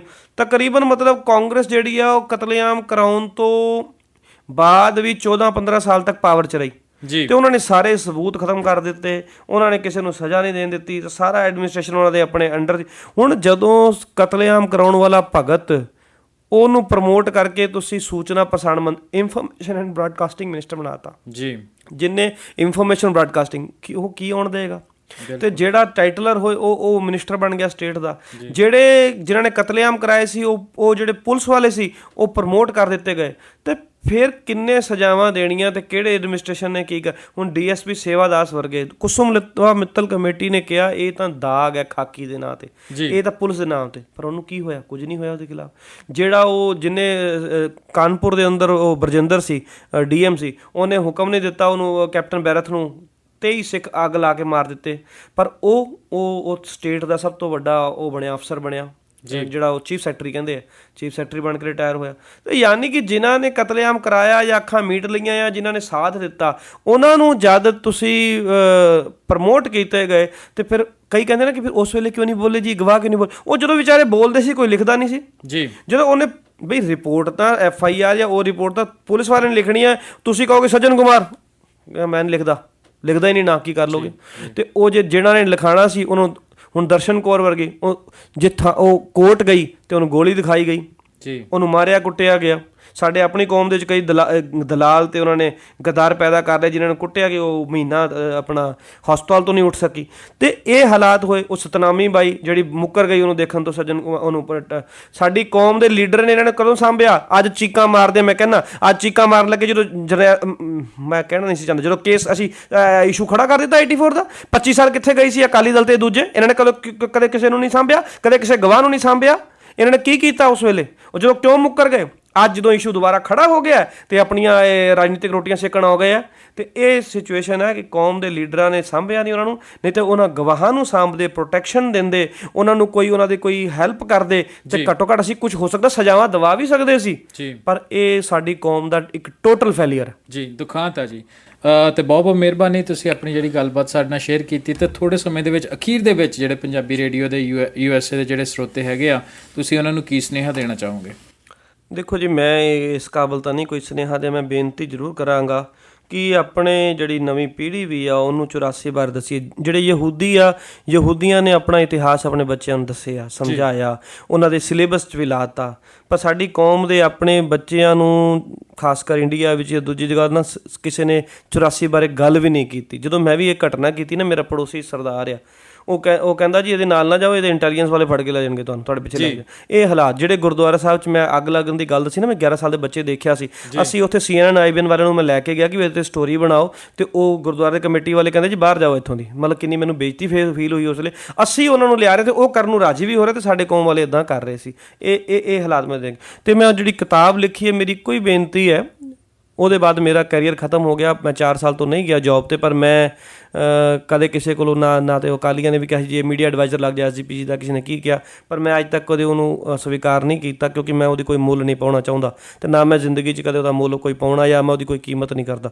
ਨਾ ਮੈਨੂੰ ਕੋਈ ਅਵਾਰਡ ਚਾਹੀਦਾ, ਨਾ ਮੈਨੂੰ ਕੋਈ ਰਿਵਾਰਡ ਚਾਹੀਦਾ, ਤੇ ਨਾ ਮੈਂ ਕਦੇ ਲਿਆ। ਕਿਉਂਕਿ ਮੈਂ ਉਹੀ ਗੱਲ ਕਹਿਦਾ ਕਿ ਇਹ ਕੀਤਾ ਪਰਮਾਤਮਾ ਦਾ, ਕੀਤਾ ਕਰਨਾ ਸਰਵ ਜਾਣੀ ਕਿ ਕੀਚੇ ਜੇ ਕਰ ਸਕੀਏ, ਜਿਸ ਕਾ ਕਾਰਜ ਤੇ ਨਹੀਂ ਕੀਆ ਮਾਨਸ ਕਿਆ ਵਿਚਾਰ। ਉਹ ਤਾਂ ਉਹਦੀ ਆ, ਉਹ ਤਾਂ ਤੁਹਾਡਾ ਸਰੀਰ ਰੂਪੀ ਠੀਕਰਾ ਵਰਤ ਲੈਂਦਾ, ਉਹਦੀ ਪਰਮਾਤਮਾ ਦੀ ਕੁਦਰਤ ਆ। ਮੈਂ ਤਾਂ ਕਹਿੰਦਾ ਮੇਰਾ ਜੋ ਵੀ ਹਾਲ ਬਣੇ, ਕੋਈ ਪਰਮਾਤਮਾ ਨੇ ਬਹੁਤ ਚੰਗਾ ਰੱਖਿਆ ਹੋਇਆ, ਤੇ ਮੈਨੂੰ ਕੋਈ ਉਹ ਫਿਕਰ ਨਹੀਂ। ਪਰ ਮੇਰੀ ਇੱਕ ਗੱਲ ਆ ਕਿ ਇਹ ਜਿਹੜਾ ਇਤਿਹਾਸ ਕੌਮ ਦਾ ਲਿਖਿਆ, ਇਹ ਇਤਿਹਾਸ ਮੇਰਾ ਨਹੀਂ, ਇਹ ਕੌਮ ਦਾ ਇਤਿਹਾਸ। ਇਹਨੂੰ ਦੁਨੀਆ ਤੱਕ ਪਹੁੰਚਾਓ, ਇਹਨੂੰ ਲੋਕ ਸਾਰੇ ਪੜ੍ਹੋ ਤੇ ਦੂਜਿਆਂ ਤੱਕ ਵੀ ਪਹੁੰਚਾਓ। ਤੇ ਅਸੀਂ ਚਾਹੁੰਦੇ ਹਾਂ ਕਿ ਮੈਂਬਰ ਆਫ ਪਾਰਲੀਮੈਂਟ ਆ, ਜਿਹੜੇ MLA ਆ, ਜਿਹੜੇ ਜੱਜ ਆ, ਜਿੰਨੀਆਂ ਅੰਬੈਸੀਆਂ ਆ, ਜਿੰਨੇ ਜਰਨਲਿਸਟ ਆ, ਜਿੰਨੀਆਂ ਹਿਊਮਨ ਰਾਈਟ ਆਰਗੇਨਾਈਜੇਸ਼ਨ ਆ, ਜਿੰਨੀਆਂ ਲਾਇਬ੍ਰੇਰੀਜ਼ ਆ, ਹਜ਼ਾਰਾਂ ਦੀ ਗਿਣਤੀ 'ਚ ਇਹ ਕਿਤਾਬ ਉਹਨਾਂ ਦੇ ਕੋਲ ਪਹੁੰਚੀ। It's a authentic document, it's a reference book.